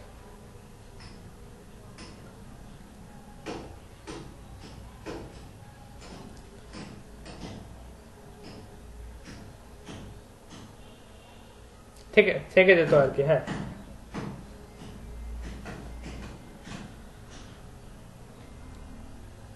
আচ্ছা ঠিক আছে, আচ্ছা ঠিক আছে, তাহলে এটা নোট করে দেওয়ার চেষ্টা করবো, সমস্যা নেই। জি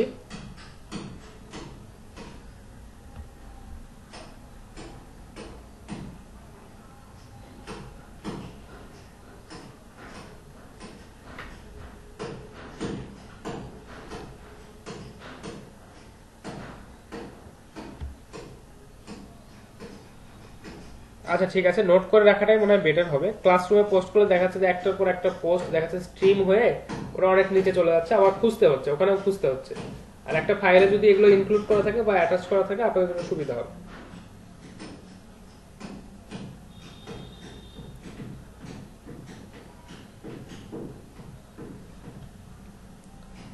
আচ্ছা ঠিক আছে, তাহলে শেয়ার করে দিব, সমস্যা নেই। ঠিক আছে,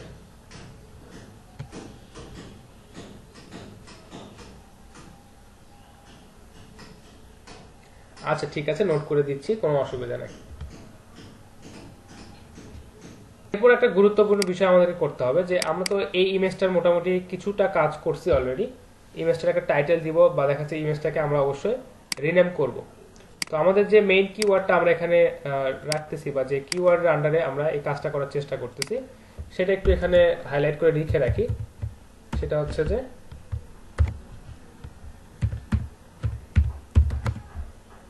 কম্পিউটার ইন,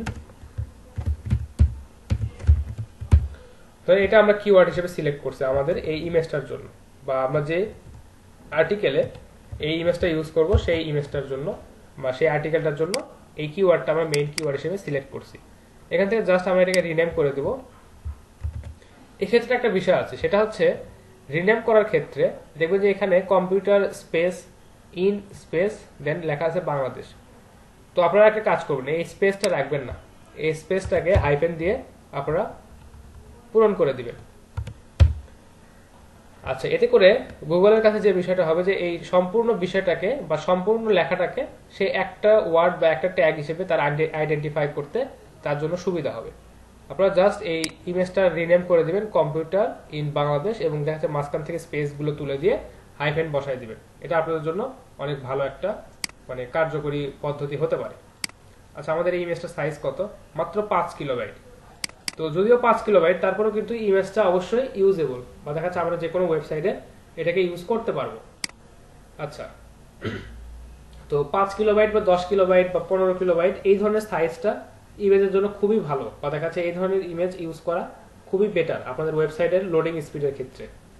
এখন আপনাদের কাছে প্রশ্ন হতে পারে যে কত সর্বোচ্চ কত সাইজের ইমেজ আপনারা এখানে ইউজ করবেন বা স্ট্যান্ডার্ড হিসেবে কি ধরনের ফাইল আপনারা এখানে ইউজ করতে পারেন।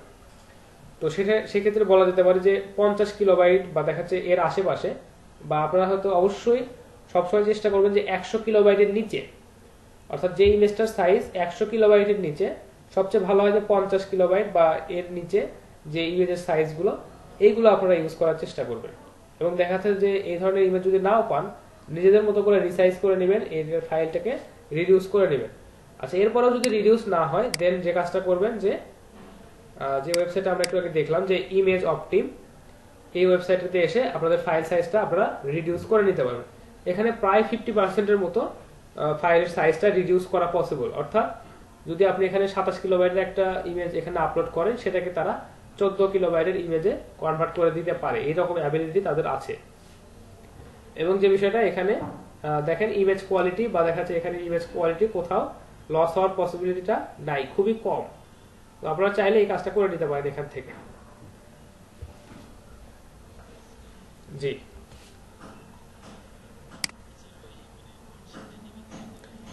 হ্যাঁ হ্যাঁ, এটা শেয়ার করবো আপনাদের সাথে। এটা জাস্ট এখান থেকে আপনাদের কাছে শেয়ার করে দেবো, সমস্যা নেই।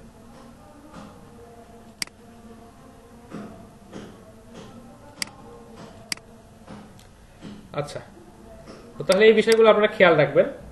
এক্ষেত্রে এরপর আরেকটা গুরুত্বপূর্ণ একটা বিষয় আছে, সেটা হচ্ছে যে ইমেজের যে লোকেশনটা। আচ্ছা, এখন যে একটা গুরুত্বপূর্ণ বিষয়ে কথা বলবো সেটা হচ্ছে যে ইমেজের ক্ষেত্রে ইমেজটাতে লোকেশন অ্যাড করা। তো ইমেজটাতে লোকেশন অ্যাড করাটা কেন জরুরি সেটা বলি। যে আমরা যখন কোনো ওয়েবসাইটকে ডিজাইন করি বা কোনো ওয়েবসাইট ডেভেলপ করি, এরপর আমরা যখন এটাকে এসইও করি বা দেখাচ্ছে এটার জন্য যখন আমরা একটা প্রাইমারি কিওয়ার্ড বা দেখাচ্ছে যে মেইন কিছু কিওয়ার্ড আমরা সার্চ করে বের করি, তখন অবশ্যই একটা লোকেশনের ভিত্তিতে আমরা এই ওয়েবসাইটটাকে সাজানোর চেষ্টা করি। বা দেখাচ্ছে যে অনেক ওয়েবসাইট আছে যেগুলো বিশেষ করে প্রাইজিং ওয়েবসাইট বা দেখাচ্ছে যে বিভিন্ন ধরনের প্রোডাক্টের যে ওয়েবসাইটগুলো আছে, এগুলো নর্মালি আমরা একটা লোকেশনের ভিত্তিতে সাজানোর চেষ্টা করি। আমরা নর্মালি সার্চ করি যে mobile phone price in Bangladesh, laptop price in Bangladesh, computer accessories price in Bangladesh. আমরা কিন্তু এইভাবে লোকেশন দিয়ে সার্চ করি। তো আমাদের এই ইমেজটাতে যদি আমরা একটা লোকেশন অ্যাড করতে পারি, যে আমরা ইমেজটাতে লোকেশন অ্যাড করে দিব যে এই ইমেজটা এই লোকেশনের সাথে বিলং করে, অর্থাৎ এই ইমেজটা বাংলাদেশের সাথে বিলং করে বা দেখাচ্ছে যে আমাদের যে লোকেশন এই লোকেশনটার সাথে এটা বিলং করে, তাহলে কিন্তু আমরা আমাদের এই ইমেজটা সার্চে আসার পসিবিলিটিটা অনেক বেড়ে যায়। বা দেখা যাচ্ছে যে কেউ যদি সার্চ করে যে মোবাইল ফোন ইন বাংলাদেশ বা ল্যাপটপ প্রাইস ইন বাংলাদেশ বা কম্পিউটার প্রাইস ইন বাংলাদেশ, তখন কিন্তু আমাদের এই ইমেজটাতে যদি লোকেশনটাকে সুন্দরভাবে অ্যাড করা থাকে, তাহলে কিন্তু আমাদের ইমেজটা সার্চে আসার সম্ভাবনা অনেক বেড়ে যায়। তো এই লোকেশনটা কিভাবে অ্যাড করতে হয় এটা একটু দেখব। তো একটা ওয়েবসাইট আছে, সেটা হচ্ছে আপনাদেরকে একটু দেখাই, অবশ্যই লিখে দিব আপনাদের, যেহেতু টেক্সট প্যাড একটা টেক্সট ডকুমেন্ট ক্রিয়েট করলাম সেটাতে যেহেতু লিখে দিব।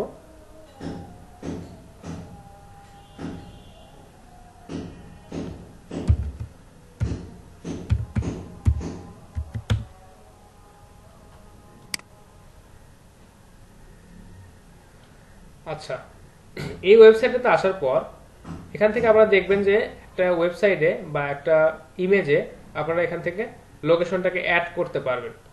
আচ্ছা, একটু দেখি, এটা আসলে ফ্রি না, এটা একটা পেইড একটা ওয়েবসাইট। তারপর আমরা এখান থেকে চেষ্টা করবো যে ফ্রিতে এই টুলটা ইউজ করার, বা দেখা যাচ্ছে যে ফ্রিতে এই কাজটা আমরা এখান থেকে করে নেওয়া।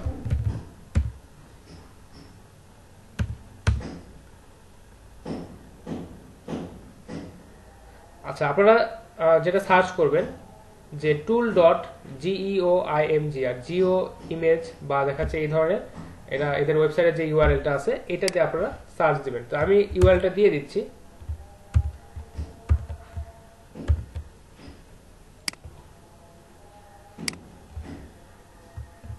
আচ্ছা, লিখেও দিচ্ছি, সমস্যা নাই, আপনাদেরকে চ্যাট বক্সেও দিচ্ছি, আপনারা চাইলে এখনো এটা ট্রাই করে দেখতে পারেন।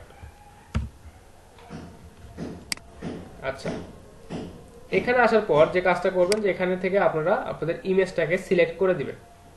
এই যে ইমেজটা, এটাকে সিলেক্ট করে দিবেন।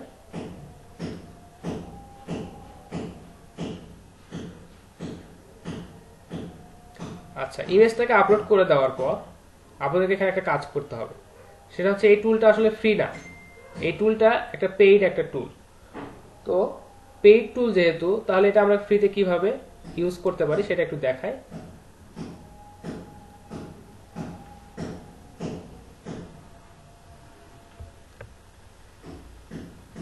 জাস্ট আপনারা সিম্পলি এখান থেকে রাইট এক্সিফ ট্যাগ এটাতে ক্লিক করবেন। এক্সিফ ট্যাগটাতে ক্লিক করার পর এখানে যে বিষয়টা হয়েছে দেখেন, এখানে একটা লোকেশন অলরেডি পিন করা আছে। তো এই লোকেশনটা পিন করা আছে, তো আমরা যদি এখানে রাইট এক্সিফ ট্যাগ করি, তাহলে এই এক্সিফ ট্যাগটা বা এই লোকেশনটা আমাদের ইমেজটাতে সেট হয়ে যাবে। তো আমরা তো এই লোকেশনটা এখানে সেট করব না, তাই না? আমাদের যে বাংলাদেশের যে লোকেশনটা আছে এই লোকেশনটা আমাদেরকে এখানে সেট করে দিতে হবে। তো যেহেতু এটা একটা পেইড টুল, আমরা দেখি যে এখান থেকে আমরা বাংলাদেশে যেতে পারি কিনা।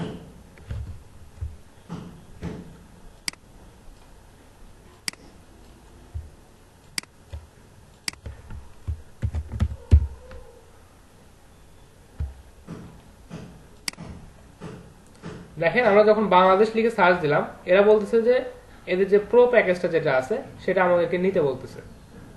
আচ্ছা, তো আমরা এটা একটু নিব না, আমরা একটু অন্য একটা পদ্ধতি অ্যাপ্লাই করার চেষ্টা করব, যেটা আমরা ফ্রিতে ইউজ করতে পারি, সেটা আমরা এখানে অ্যাপ্লাই করব। জাস্ট আমরা ম্যাপে যাব। ম্যাপে যাওয়ার পর এখানে টাইপ করবেন বাংলাদেশ।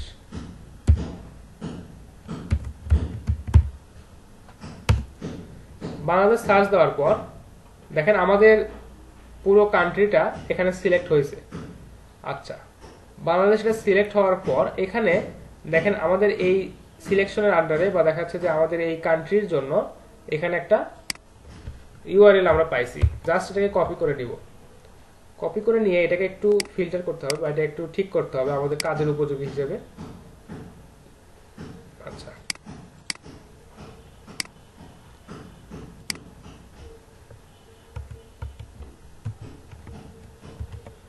আচ্ছা দেখেন আমরা এখন এখান থেকে একটা দুইটা কোঅর্ডিনেট পাইছি। আচ্ছা, এই যে দেখেন এখানে একটা এবং পাশাপাশি দুইটা কোঅর্ডিনেট আমরা এখানে পেয়ে গেছি। আচ্ছা, এটাকে আমরা কপি করে নিব। কপি করে নেওয়ার পর আমরা যে টুলটাতে কাজ করছিলাম এখানে যাব, এখানে আসার পর পেস্ট করে দিব।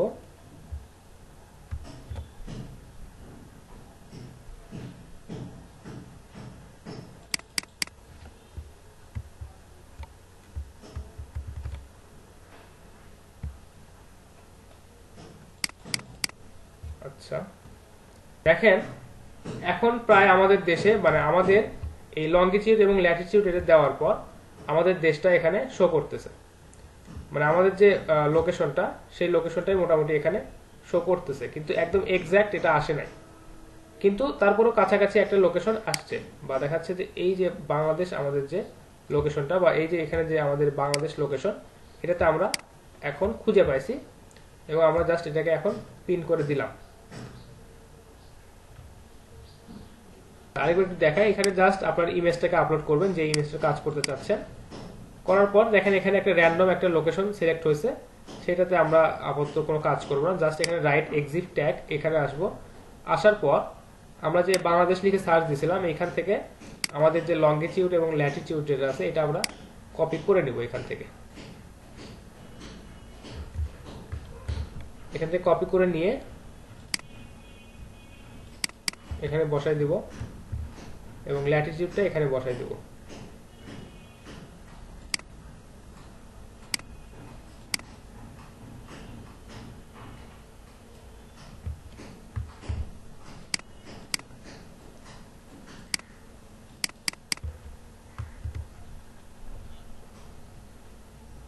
আচ্ছা দেখে দিচ্ছি, ওইটা আবার দেখে দিচ্ছি। আচ্ছা দেখেন এখন মোটামুটি আমাদের যে বাংলাদেশের যে লোকেশনটা এই লোকেশনটা এখানে ফিক্স হয়েছে বা কাছাকাছি আসছে। তো এখন আমাদেরকে যে কাজটা করতে হবে জাস্ট এখান থেকে এই পিনটাকে নিয়ে এসে আমাদের বাংলাদেশে বসাই দিতে হবে। দেন এখানে দেখেন লঙ্গিটিউড ল্যাটিটিউডটাও একটু পরিবর্তন হয়েছে। এখন যে কাজটা আপনারা করবেন যে এখান থেকে জাস্ট সিম্পলি ডাউনলোড করে নেবেন। ডাউনলোড করে নেওয়ার পর আপনারা এই ইমেজটার প্রপার্টিটা চেক করবেন যে এখানে আমাদের লোকেশনটা অ্যাড হয়েছে কিনা। জাস্ট প্রপার্টিতে যাবেন, যাওয়ার পর এখানে ডিটেলস অপশনটাতে যাবেন, গিয়ে দেখেন যে আমাদের এখানে এই যে লঙ্গিটিউড এবং ল্যাটিটিউড এটা সুন্দরভাবে এখানে অ্যাড হয়ে গেছে, অর্থাৎ এই যে জিপিএস সিস্টেমটাতে আমাদের যে লোকেশনটা এটা এখানে সুন্দরভাবে অ্যাড হয়ে গেছে। তো এটা আমাদের জন্য একটা অনেক বড় একটা মানে বড় এবং দেখা যাচ্ছে অনেক বড় একটা অ্যাডভান্টেজ যে ফ্রিতে এই টুলটা ইউজ করে আমরা আমাদের ইমেজটাতে আমাদের যে লোকেশনটা এই লোকেশনটা এখানে সেট করে দিতে পারলাম। এবং যদি কেউ সার্চ দেয় যে ল্যাপটপ প্রাইস ইন বাংলাদেশ বা কম্পিউটার প্রাইস ইন বাংলাদেশ, আর আমরা যদি এই ইমেজটাকে যদি প্রপার ওয়েতে এসইও করতে পারি তাহলে গুগলের ইমেজ সার্চে আমাদের এই ইমেজটা শো করবে এবং দেখা যাচ্ছে যে এই ইমেজের থ্রুতে আমাদের ওয়েবসাইটে কিন্তু প্রচুর ট্রাফিক আসার একটা পসিবিলিটি আছে। আচ্ছা, তো লোকেশনটা কোথা থেকে কিভাবে নেবেন সেটা একটু বলি। আপনারা প্রাথমিক অবস্থায় এই যে লিখে সার্চ দেবেন যে বাংলাদেশ, এটা লিখে সার্চ দেওয়ার পর এই ইউআরএলটা কমপ্লিটলি কপি করে নেবেন। কপি করে নেওয়ার পর যে কোনো একটা টেক্সট প্যাড বা নোটপ্যাডে আপনারা এটাকে রাখবেন। রাখার পর দেখবেন যে দুইটা কমা আছে, এই পুরো ইউআরএলটা জুড়ে মাত্র দুইটা কমা আছে। এটা একটা শর্টকাট টেকনিক বা দেখা যাচ্ছে খোঁজার একটা শর্টকাট টেকনিক আপনাদেরকে বলে দিই। দেখেন যে দুইটা কমা কোথায় আছে একটু খুঁজতে হবে, কোথাও আর কমা নাই, শুধু এই দুইটা জায়গায় কমা আছে। একটা কমা আছে এই যে এই জায়গায় এবং আরেকটা কমা আছে এই জায়গায়। তো এই প্রথম এই কমার আগে যে ভ্যালুটা লেখা আছে এটা হচ্ছে একটা ভ্যালু আমাদের প্রয়োজন এবং এর পরবর্তীতে যে ভ্যালুটা লেখা আছে যে লঙ্গিটিউড এবং হচ্ছে ল্যাটিটিউড এই দুইটা ভ্যালু আমাদেরকে এখান থেকে নিতে হবে। এই যে এইটুকু ভ্যালু এবং হচ্ছে এইটুকু ভ্যালু, অর্থাৎ কমার আগে পর্যন্ত এবং দ্বিতীয় কমার আগে পর্যন্ত যেটুকু ভ্যালু আছে এইটুকু জাস্ট আমাদেরকে কপি করে নিতে হবে। নাইম ইসলাম বুঝতে পারছেন?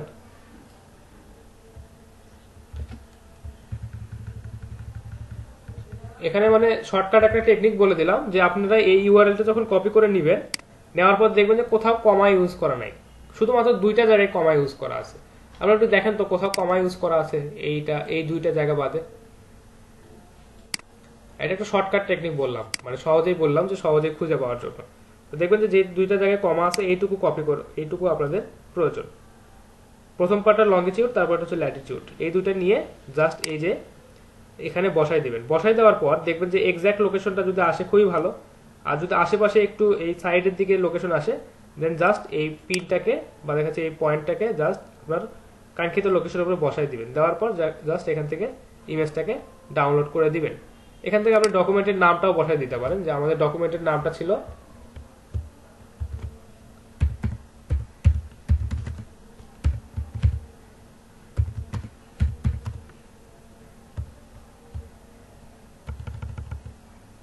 অর্থাৎ আমরা যে ইমেজটাকে যে রিনেম করলাম আমাদের মেইন ট্যাগ বা প্রাইমারি ট্যাগ হিসেবে বা প্রাইমারি কিওয়ার্ড হিসেবে আমরা যে ইমেজটাকে রিনেম করলাম সেটা আমরা এখানে লিখে দিতে পারি, কম্পিউটার প্রাইজ ইন বাংলাদেশ। এখানে ডেসক্রিপশন হিসেবে যদি কিছু থাকে দিতে পারেন, জাস্ট সিম্পলি এখান থেকে ডাউনলোড ক্লিক করবেন। দেখেন এখন এখানে দেখাচ্ছে যে আমাদের যে ফাইলটা আমরা ডাউনলোড করছি এটার নাম হচ্ছে কম্পিউটার ইন বাংলাদেশ বা কম্পিউটার প্রাইজ ইন বাংলাদেশ এটা। আচ্ছা, দেন এখান থেকে আপনি প্রপার্টিতে গিয়ে চেক করবেন যে এখানে লোকেশনটা অ্যাড হয়েছে কিনা। দেখেন এই যে জিপিএস যেটা আছে, যে জিপিএস এখান থেকে লঙ্গিটিউড এবং ল্যাটিটিউড এখানে অ্যাড হয়ে গেছে। এখন গুগল যদি এই ইমেজটাকে দেখে সে বুঝতে পারবে যে এই ইমেজটা আসলে কোন লোকেশনকে নির্দিষ্ট করতেছে বা এই ইমেজটা কোন লোকেশনের সাথে রিলেট করতে পারে। তো এখানে যেহেতু আমরা বাংলাদেশের লোকেশনটা দিলাম, এখন আমরা যদি এখানে এসইও করি বা এই ইমেজটাকে যদি প্রপার ওয়েতে এসইও করি এবং কেউ যদি সার্চ দেয় যে কম্পিউটার প্রাইজ ইন বাংলাদেশ, সেই ক্ষেত্রে আমাদের ইমেজটা তার সামনে আসার সম্ভাবনা বা গুগল তার সামনে শো করার সম্ভাবনাটা অনেক গুণ বেড়ে যায়। তো আপনারা এইভাবে ইমেজ অপটিমাইজেশন করে কমপ্লিটলি ইমেজটাকে রেডি করে দেন এটাকে আপনাদের ওয়েবসাইটে আপনারা ইউজ করবেন। এতে করে কি হবে, কেউ যদি জি যে কোনো কাজের জন্য তবে এই ক্ষেত্রে ফাইবার গিগের জন্য আপনারা যখন এসইও মানে ইমেজের এসইও করবেন তখন ওখানে বাংলাদেশ ট্যাগটা আপনারা ইউজ করবেন না, কারণ কেউ সার্চ দেয় না যে data entry operator in Bangladesh, এভাবে কেউ সার্চ দেয় না। হ্যাঁ, ওটা বাদ দিয়ে বাকিগুলো কাজ করতে পারেন। এই যে ধরেন ট্যাগ জেনারেট করা বা রিনেম করা বা দেখা যাচ্ছে এখানে ট্যাগগুলো কমেন্টটা বসানো, ডেটটা বসানো, এই বিষয়গুলো আপনারা যে কোনো কাজের ক্ষেত্রে ইউজ করতে পারেন। জি বুঝতে পারলাম না প্রশ্নটা। ট্যাগ দিবেন, সমস্যা নেই, এখানে লিমিট নাই। আপনি আচ্ছা ওটাই বললাম যে লিমিট নাই, আপনি দিতে পারেন, সমস্যা নেই।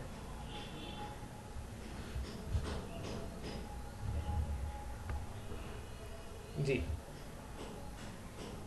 ঠিক আছে, একটা কাজ করবেন সেটা হচ্ছে যে আপনার ওই ট্যাগগুলো যেহেতু ওখানে 5টা ট্যাগ দেওয়া যায় তাই না ফাইবার গিগের জন্য, তো ওই 5টা ট্যাগকে সিলেক্ট করে আপনি হচ্ছে যে ট্যাগ জেনারেটর বা র্যান্ডম ট্যাগ জেনারেটর যেটা আপনাদেরকে বললাম এটাতে আসবেন, এই যে র্যাপিড ট্যাগস .io এটাতে আসবেন। এসে ওই 5টা ট্যাগ দিয়ে এখান থেকে দেখাচ্ছে প্রায় 20টা বা 30টা বা 40টা ট্যাগ আপনারা জেনারেট করে নেবেন, নিয়ে ওগুলো আপনাদের ইমেজে আপনারা ইউজ করবেন, অসুবিধা নেই। হ্যাঁ সেটাই। আচ্ছা আচ্ছা আচ্ছা ঠিক আছে, তাহলে এইটুকু বিষয় আপনাদের কাছে ক্লিয়ার? যারা ক্লাসে ছিলেন বা ক্লাসে কন্টিনিউ করতেছেন তাদের কাছে এই বিষয়টা ক্লিয়ার এখন? বা আপনারা একটা ইমেজ যদি আপনাদেরকে দেওয়া যায় সেই ইমেজটাতে আপনারা লোকেশন অ্যাড করতে পারবেন? আচ্ছা, তাহলে র্যাপিড ট্যাগ গুলো ইউজ করতে পারবেন ইমেজটাকে প্রপার ওয়েতে, ইনশাল্লাহ আপনারা এসইও করতে পারবেন বা যেটুকুই পসিবল ওইটুকু এসইও আপনারা অ্যাটলিস্ট করতে পারবেন। আচ্ছা, এখন কারো কোনো প্রশ্ন থাকলে আমাকে একটু জিজ্ঞেস করেন, বা কোন বিষয়টা যদি আরেকবার একটু দেখানো লাগে বা কোনো কিছু যদি আবার একটু বলা লাগে সেটা বলতে পারেন।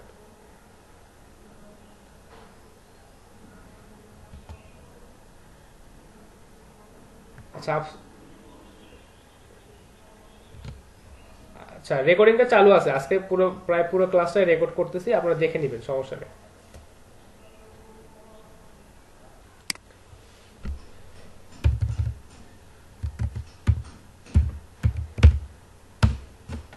ট্রিপল জিরো ওয়েব হোস্টের নাম মনে হয় অনেকেই শুনছেন, যারা একটু এই বিষয়গুলো সম্পর্কে ঘাটাঘাটি করেন।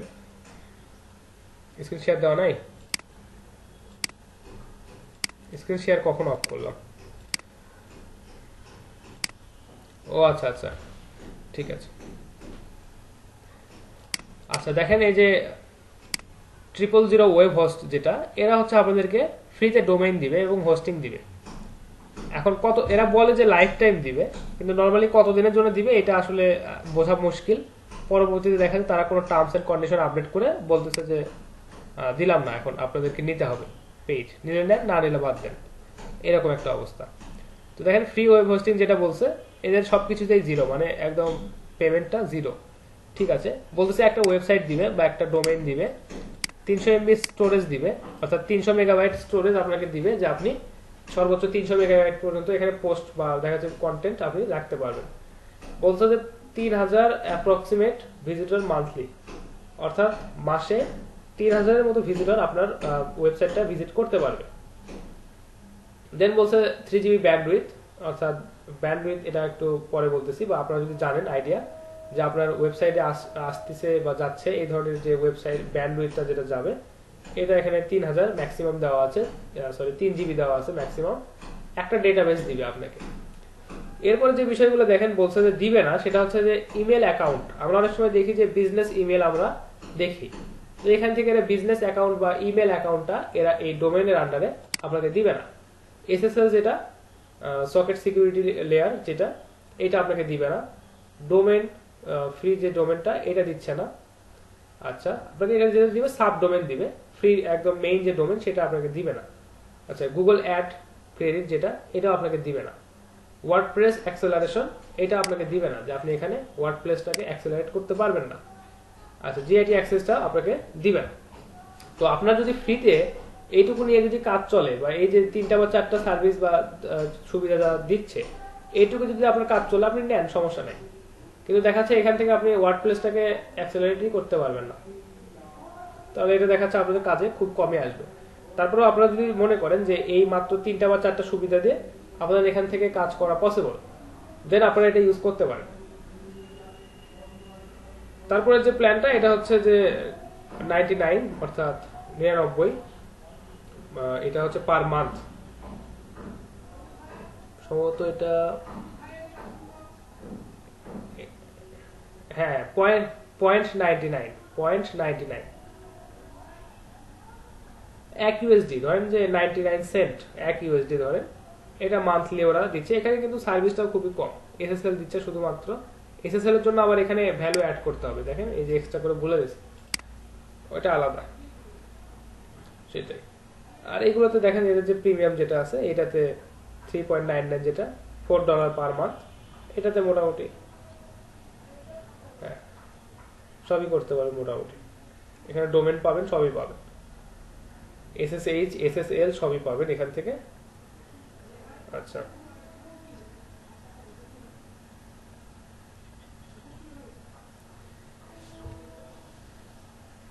সেটা আপনার ব্যক্তিগত বিষয়, আপনি এটা নেন বা দেখা যাচ্ছে অন্য কোনো ওয়েবসাইট থেকে, GoDaddy থেকে আপনি ডোমেন হোস্টিং কিনবেন বা কোথা থেকে কিনবেন, সেটা আপনার বিষয়। কিন্তু এখন প্রাথমিক অবস্থাতে এখানে ইনভেস্ট করাটা দেখা যাচ্ছে যে আপনাদের জন্য খুব একটা সুবিধাজনক বা লাভজনক হবে না, এটাই আমি বলতেছিলাম আর কি। ভিউতে আপনাদের জন্য সুবিধা হবে সেটা হচ্ছে যে, প্রথমেই আপনাদেরকে বললাম যে হচ্ছে ক্যানোনিক্যাল ট্যাগ সম্পর্কে আপনাদের বলছিলাম। দেন ক্যানোনিক্যাল ট্যাগ সম্পর্কে আপনাদেরকে বলার পর যেটা বললাম যে আপনাদের ওয়েবসাইটটা মোবাইল ফ্রেন্ডলি কিনা, এটা চেক করবেন কিভাবে, সেটা আপনাদেরকে বলা হয়েছে যে মোবাইল ফ্রেন্ডলি কিনা এটা আপনারা চেক করবেন। চেক করে আপনাদের ক্লায়েন্টকে বলবেন যে আপনাদের ওয়েবসাইটটা মোবাইল ফ্রেন্ডলি অথবা মোবাইল ফ্রেন্ডলি না, কোথায় কি প্রবলেম হচ্ছে, এই প্রবলেমটা গুগল থেকে বা গুগলের এই টুলটা থেকে আপনারা জানতে পারবেন, এবং আপনাদেরকে ওখান থেকে দেখে ক্লায়েন্টকে বলতে হবে যে আপনার এই সাইটটাতে এই প্রবলেম, এটা মোবাইল ফ্রেন্ডলি না, এটাকে আগে ডেভেলপারকে দিয়ে ঠিক করে নিতে হবে।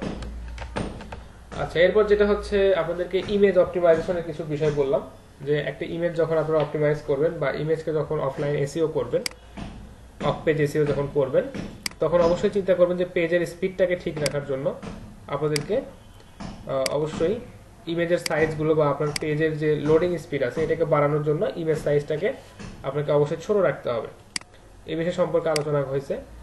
দেন এখান থেকে কিছু র্যান্ডম ট্যাগ জেনারেট করার জন্য হচ্ছে র্যাপিড ট্যাগস এই ওয়েবসাইটটা ইউজ করতে বলছে, যে আপনাদের ইমেজ যখন আপনারা অপটিমাইজ করবেন বা এসইও করবেন সেখানে অবশ্যই কিছু ট্যাগ আপনাদেরকে ইউজ করতে হবে। আপনাদের ইমেজের যে টাইটেলটা রাখবেন এই টাইটেলটা রাখবেন হচ্ছে আপনাদের যে প্রাইমারি কিওয়ার্ড বা যে আর্টিকেল বা যে ব্লগ বা যে কন্টেন্ট আপনারা লিখতেছেন ওই কন্টেন্টের যে প্রাইমারি কিওয়ার্ড সেটা আপনারা রাখবেন।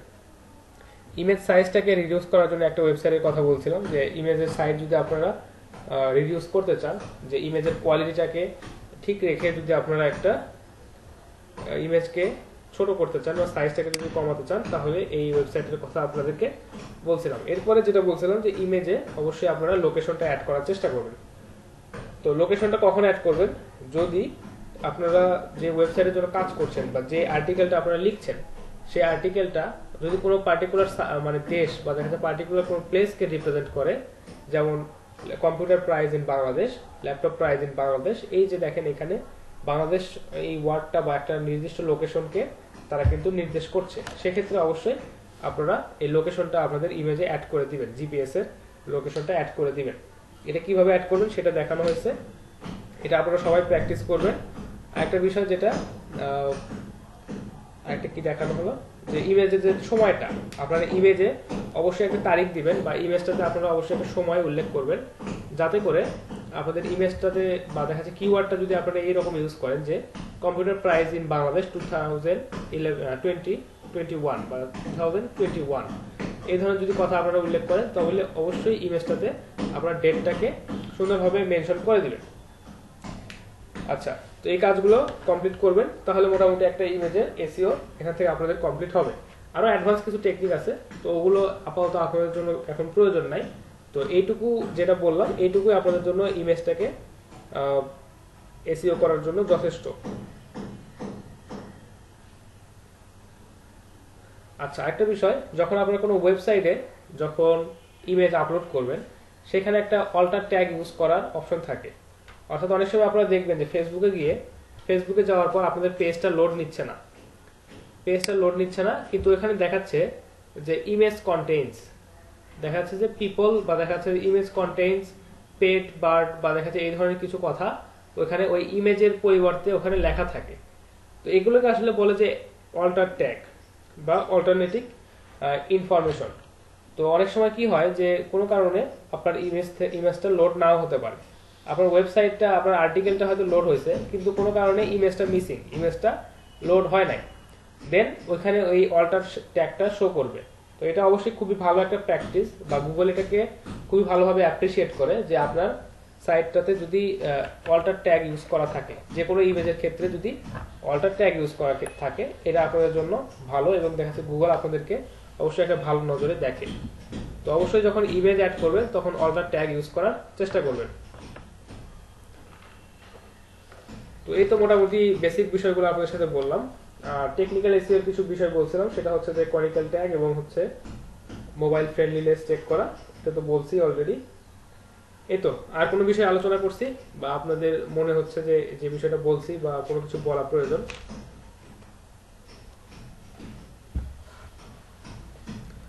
তো একটা ক্লাসে মোটামুটি আজকে যত কিছু আলোচনা হয়েছে এই বিষয়গুলো যদি আপনারা প্র্যাকটিস করেন বা এই বিষয়গুলো আপনাদেরকে অবশ্যই প্র্যাকটিস করতে হবে, কারণ এই বিষয়গুলো আপনারা প্র্যাকটিস না করলে পরবর্তীতে এগুলো ভুলে যাবেন।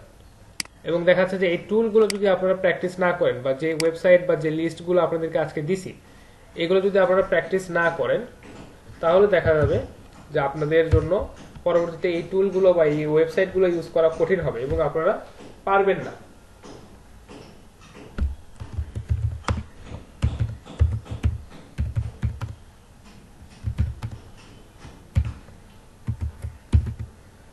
তো অবশ্যই চেষ্টা করেন এবং প্র্যাকটিস করেন, দেখা যাচ্ছে যে প্রতিদিনের কাজ প্রতিদিন প্র্যাকটিস করলে আপনাদের জন্য সুবিধা হবে।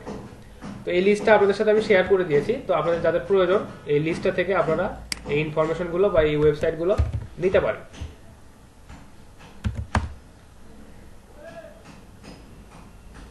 আচ্ছা, এখন কারো কোনো প্রশ্ন থাকলে আমাকে জিজ্ঞেস করতে পারেন। যে ক্লাসে যেটুকু আলোচনা হলো বা যেটুকু বিষয় আপনাদেরকে বলা হলো এই বিষয়ে যদি কোনো প্রশ্ন বা দেখা যাচ্ছে অন্যান্য কোনো বিষয়ে যদি প্রশ্ন থাকে তাহলে সেটা একটু আপনারা আমাকে বলেন, আমি সলভ করে দেওয়ার চেষ্টা করি।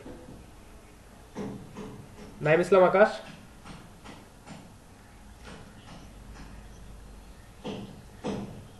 ঠিক আছে, পারলেই ভালো। এম এই জুই, তারপর হচ্ছে আফসানা, তারপর রাকিব, সবাই একটু প্র্যাকটিস করেন। হ্যাঁ, এই বিষয়গুলো প্র্যাকটিস না করলে কিন্তু পরবর্তীতে সমস্যা হবে। ঠিক আছে, আচ্ছা, এটা ফারহানার নতুন গিগ তাই না?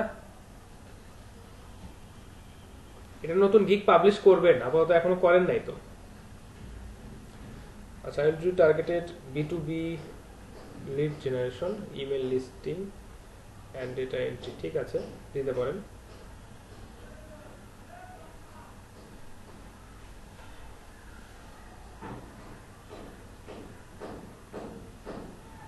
ইমেজটা ভালো হয়েছে, ইমেজটা আমার কাছে ভালো লাগছে, কারণ ইমেজে যে বিষয়গুলো আপনি ফোকাস করছেন বা যে বিষয়টা আপনি বলতে চাইছেন এখানে সুন্দরভাবে বলছেন, কিন্তু এই যে এখানে একটু আরেকটু মার্জিন বা দেখা যাচ্ছে এই যে নোটটা যেটা লিখছেন এটা আরেকটু ছোট করে দেওয়া যেত। তারপর ঠিক আছে, এটা খারাপ হয় নাই বা এটা মোটামুটি ভালো লাগতেছে। স্টার্টিং অ্যাড ঠিক আছে দিয়েছেন, ভালো, মোটামুটি অনেক কিছু এখানে উল্লেখ করছেন। সিম্পলের মধ্যে দেখা যাচ্ছে যে অনেক ইনফরমেশন এখানে দিয়েছেন।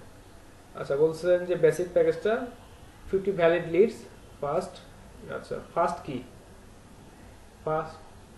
ফার্স্ট লাস্ট নেম, আচ্ছা ঠিক আছে, ফার্স্ট নেম লাস্ট নেম, আচ্ছা দেন ওটাই বেটার হয়। First name last name, job title, email, company, website, phone, আচ্ছা ফোন নাম্বার এটা দেওয়ার একটু টাফ হয়ে যায়, লোকেশন অ্যান্ড লিঙ্কডইন। এটা হিউজ পরিমাণের এখানে ডেটা হয়ে গেছে, এতগুলো ডেটা কালেক্ট করতে গেলে খুবই অবস্থা খারাপ হয়ে যাবে। সেটা হচ্ছে আপনি ফার্স্ট নেম লাস্ট নেম দিতে পারেন, খুব ভালো, জব টাইটেল দিতে পারেন, ইমেলটা দিতে পারেন, তার কোম্পানির নেমটা দিতে পারেন বা ওয়েবসাইটটাও দিতে পারেন। এরপরে যেটা আছে ফোন নাম্বার, ফোন নাম্বারটা বের করতে গেলে বা এখানে কি বলছেন phone location and LinkedIn. Phone location বলতে আসলে কি বোঝালেন আপনি এখানে? যদি ফোন এবং লোকেশন, আচ্ছা ফোন এবং লোকেশন যদি দুইটা আলাদাভাবে বোঝান তাহলে এখানে তো অবশ্যই এটা কমা দিতে হবে, যদি এটা মিস্টেক হয় তাহলে ঠিক করে নেবেন। আর ফোন নাম্বারটা ইনক্লুড করা এটা একটু মানে দেখা যাচ্ছে যে অনেক সময় টাফ হয়ে যায়। রিসেন্টলি মানিক যে কাজটা করলো যে ফোন নাম্বার বের করা, বা ওইটাতে কিন্তু ফোন নাম্বার বের করতে ওর বেশ মানে কষ্ট করতে হয়েছে। তো এই বিষয়গুলো একটু সাবধানতার সাথে দিতে হবে।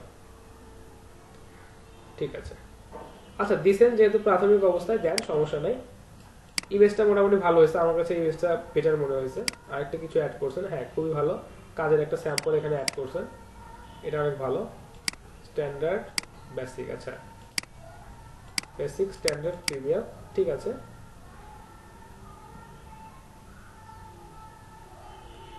আচ্ছা ফোন লোকেশন বলতে আসলে আপনি কি মিন করছেন এটা আসলে বুঝতে হবে। তাহলে ফোন লোকেশন হয় এটা, তাহলে ফোন নাম্বার হয়।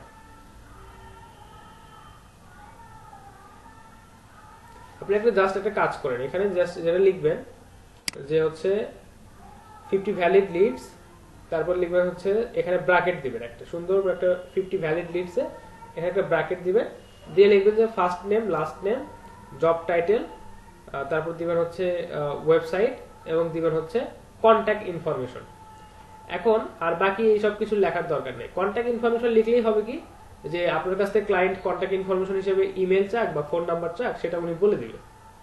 ঠিক আছে, হ্যাঁ এটা বেটার হবে, মানে এক কথায় সবগুলোই প্রকাশ হয়ে গেল যে কন্ট্যাক্ট ইনফরমেশন। এখন যেটাই আপনি চান সেটাই আপনাকে দেওয়ার চেষ্টা করব।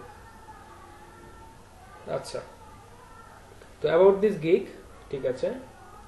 আচ্ছা, I am professional and digital marketer, আচ্ছা ঠিক আছে। স্কিল B2B লিড জেনারেশন, আচ্ছা এখানে যেটা লিখতে হবে যে B2B লিড জেনারেশন এক্সপার্ট। আপনি বলছেন যে I am professional and digital marketer, ঠিক আছে এটুকু মেনে নিলাম। স্কিলড B2B লিড জেনারেশন এটা না, এখানে লিখতে হবে যে skilled B2B lead generation expert. Then আপনি এখানে লিখতে পারেন যে লিড জেনারেশন, এটা আপনার এখানে দেওয়ার প্রয়োজন নাই যে ব্র্যাকেটে যে দিয়েছেন। আচ্ছা যেটা কাজ করবেন সেটা হচ্ছে যে এইটুকু তাহলে পুরোটাই হাইলাইট করে দিবেন, কারণ এই সার্ভিসটা আপনি দিচ্ছেন। আবার এখানে কি হয়ে গেছে দেখেন, এখানে ব্র্যাকেট থেকে বের হয়ে এই যে ফোন নাম্বারটা আবার বের হয়ে গেছে কেন, এটা ঠিক করতে হবে। ও আচ্ছা, এটা আবার আরেকটা, ওটার মধ্যে আবার আরেকটা, ঠিক আছে। বাপরে বাপ, এত কিছু পড়ার সময় আছে। আচ্ছা ঠিক আছে, দিছেন যখন একটু হাইলাইট করে দেন, যেটাই দিছেন একটু এখানে যে এরকম যে এরকম টেকনিক খাটাতে বললাম যে কন্টাক্ট ইনফরমেশন, এত ডিটেলস লেখার দরকার নেই, জাস্ট লিখুন কন্টাক্ট ইনফরমেশন। ঠিক আছে, লিখছেন, এটা একটু ঠিক করে নিন, সমস্যা নেই। তারপর হচ্ছে আই এম অফারিং, আচ্ছা ঠিক আছে। সার্ভিসগুলো সুন্দরভাবে উল্লেখ করছেন, বোল্ড করছেন, ঠিক আছে। ডেটা এন্ট্রি, গুগল ম্যাপ, আচ্ছা ঠিক আছে। দেখেন এই কথাটা কিন্তু সুন্দরভাবে আপনি এখানে উল্লেখ করছেন বিস্তারিত, তাহলে উপরে এত বারবার লেখার দরকার নেই, জাস্ট কন্ট্যাক্ট ইনফরমেশন বা এটা এটা আপনি কিছু লিখবেন। আচ্ছা হ্যাঁ, উপরে এত বেশি ডিটেলস এখানে লেখার দরকার নেই, যেহেতু আপনি এখানে ডিটেলস সুন্দরভাবে লিখেই দিয়েছেন, তাই না? ঠিক আছে। তারপর বলছে যে হোয়াই ইউ হায়ার মি, ঠিক আছে, কেন আপনাকে হায়ার করবে এটা বলছেন। এখানে নোট হিসেবে দুই একটা কিছু লিখতে পারতেন, যে যদি আপনি এখানে কোনো, হ্যাঁ ওইটা লিখে দিবেন, ঠিক আছে। আচ্ছা, প্রাইজিং এর যে বিষয়টা, এখানে যে বিষয়টা কমপ্লিট করতে বলেন ওটা কমপ্লিট করে দিবেন সবগুলোর ক্ষেত্রেই। এটা যেটা লিখতে বললাম যে আপনি এই যে এখানে লিখবেন যে 50 ভ্যালিড লিডস, দেন ব্র্যাকেটে দিবেন যে ফার্স্ট নেম লাস্ট নেম, তারপর হচ্ছে জব টাইটেল, তারপর দিবেন হচ্ছে কন্ট্যাক্ট ইনফরমেশন, ব্যাস এইটুকুই দিবেন, বা ওই ওয়েবসাইট দিতে পারেন। আপনি লিখবেন যে first name last name job title website এবং কন্ট্যাক্ট ইনফরমেশন, ব্যাস এইটুকুই যথেষ্ট। এত ডিটেলস দেখাচ্ছে যে ফোন লোকেশন, এত কিছু লেখা লাগে না, জাস্ট কন্ট্যাক্ট ইনফরমেশন লিখবেন। আপনার কাছে যে ক্লায়েন্ট যেটুকু চাইবে ওইটুকুই আপনার কাছ থেকে সে চেয়ে নেবে আর কি, ঠিক আছে। আচ্ছা, এখানে আওয়ার্স অফ ওয়ার্ক 3, আচ্ছা আওয়ার্স অফ ওয়ার্ক 3 এটা একটু কমাই দিবেন, 3 আওয়ার ওয়ার্ক $5 জন্য এটা বেশি হয়ে যায়, 2 আওয়ার দিবেন এটা, ঠিক আছে। নর্মালি যারা ভালোভাবে কাজ করে তারা 1 আওয়ার কাজ করে $5 জন্য, তো আপনি যেহেতু প্রাথমিক অবস্থায় গিগটা ক্রিয়েট করছেন এখানে 2 আওয়ার দিতে পারেন, ঠিক আছে। আর রিভিশনটা আনলিমিটেড কখনোই দিবেন না, এটা আপনি রিভিশনটা আনলিমিটেড প্রাথমিক অবস্থায় বলতে পারেন, কিন্তু এটা উচিত না। ক্লায়েন্ট যদি দেখা যাচ্ছে যে আপনার কাছ থেকে চায়, সে আপনার কাছ থেকে বারবার রিভিশনটা দিয়ে নিতে পারবে, তো এখানে রিভিশনটা এখানে দেবেন 3 রিভিশন, আর এটাতে আনলিমিটেড দিতে পারেন, এটা যেহেতু প্রিমিয়াম প্যাকেজ এটাতে আপনি আনলিমিটেড রিভিশন দিতে পারেন, ঠিক আছে। ফ্রিকুয়েন্টলি আস্ক কোশ্চেন অ্যাড করছেন 5টা, ঠিক আছে। B2B লিডস, ঠিক আছে। আচ্ছা ঠিক আছে, ম্যানুয়ালি কাজ করবেন, আচ্ছা ঠিক আছে, ঠিক আছে। এই যে কথাটা এখানে যে লিখছেন না যে আপনার কাছ থেকে কাজের স্যাম্পল সে চাইতে পারে, এটা হচ্ছে সুন্দরভাবে এই যে নোটে লিখে দিবেন, যে নোটে লিখবেন যে you can ask me for sample work, আর একটা জিনিস লিখবেন সেটা হচ্ছে যে if you are not satisfied enough you can ask for refund. এই দুইটা নোট এখানে সুন্দরভাবে লিখে দিবেন, ঠিক আছে। আচ্ছা, আপনাদের যে কাজটা দেওয়া ছিল হচ্ছে 200 লিড খুঁজতে হবে ইউকে থেকে, তাই না? Need to collect UK 200 hospital leads, phone number, mail address, physical address, website link, আচ্ছা ঠিক আছে। এখানে একটা বিষয় বলা আছে যে হসপিটালের নেমটা কিন্তু এখানে উল্লেখ করি নাই, বা আমি কিন্তু বলি নাই যে হসপিটালের নেমটা লাগবে, তবে অবশ্যই আপনারা হসপিটালের নেমটা এখানে দেওয়ার চেষ্টা করবেন, কারণ হসপিটালের নেমটা থাকলে আপনাদের ডেটাটা দেখতেও অনেক ভালো লাগবে। আচ্ছা ঠিক আছে, জি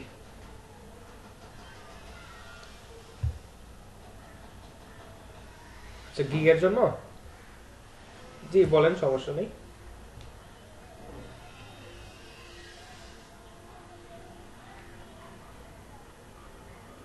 আচ্ছা ঠিক আছে, দিতে পারেন, সমস্যা নেই।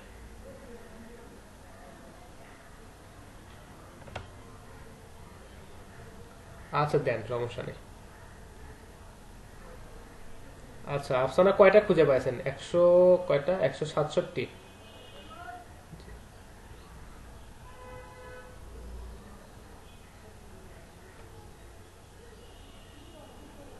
ঠিক আছে, সমস্যা নাই।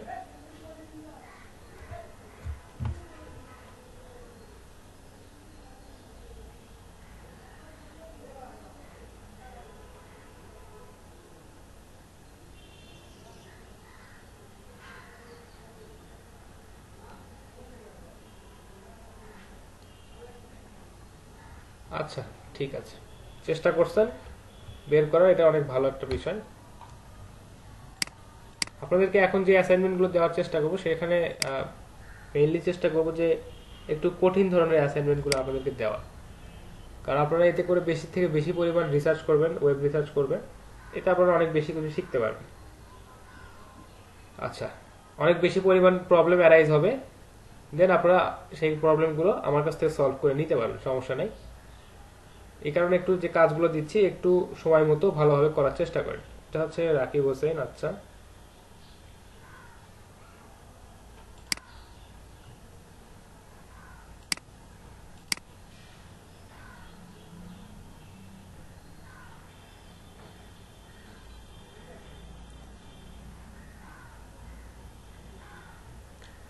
আচ্ছা রাকিব হোসেন এত কম কেন? আরো তো বেশি পাওয়ার কথা।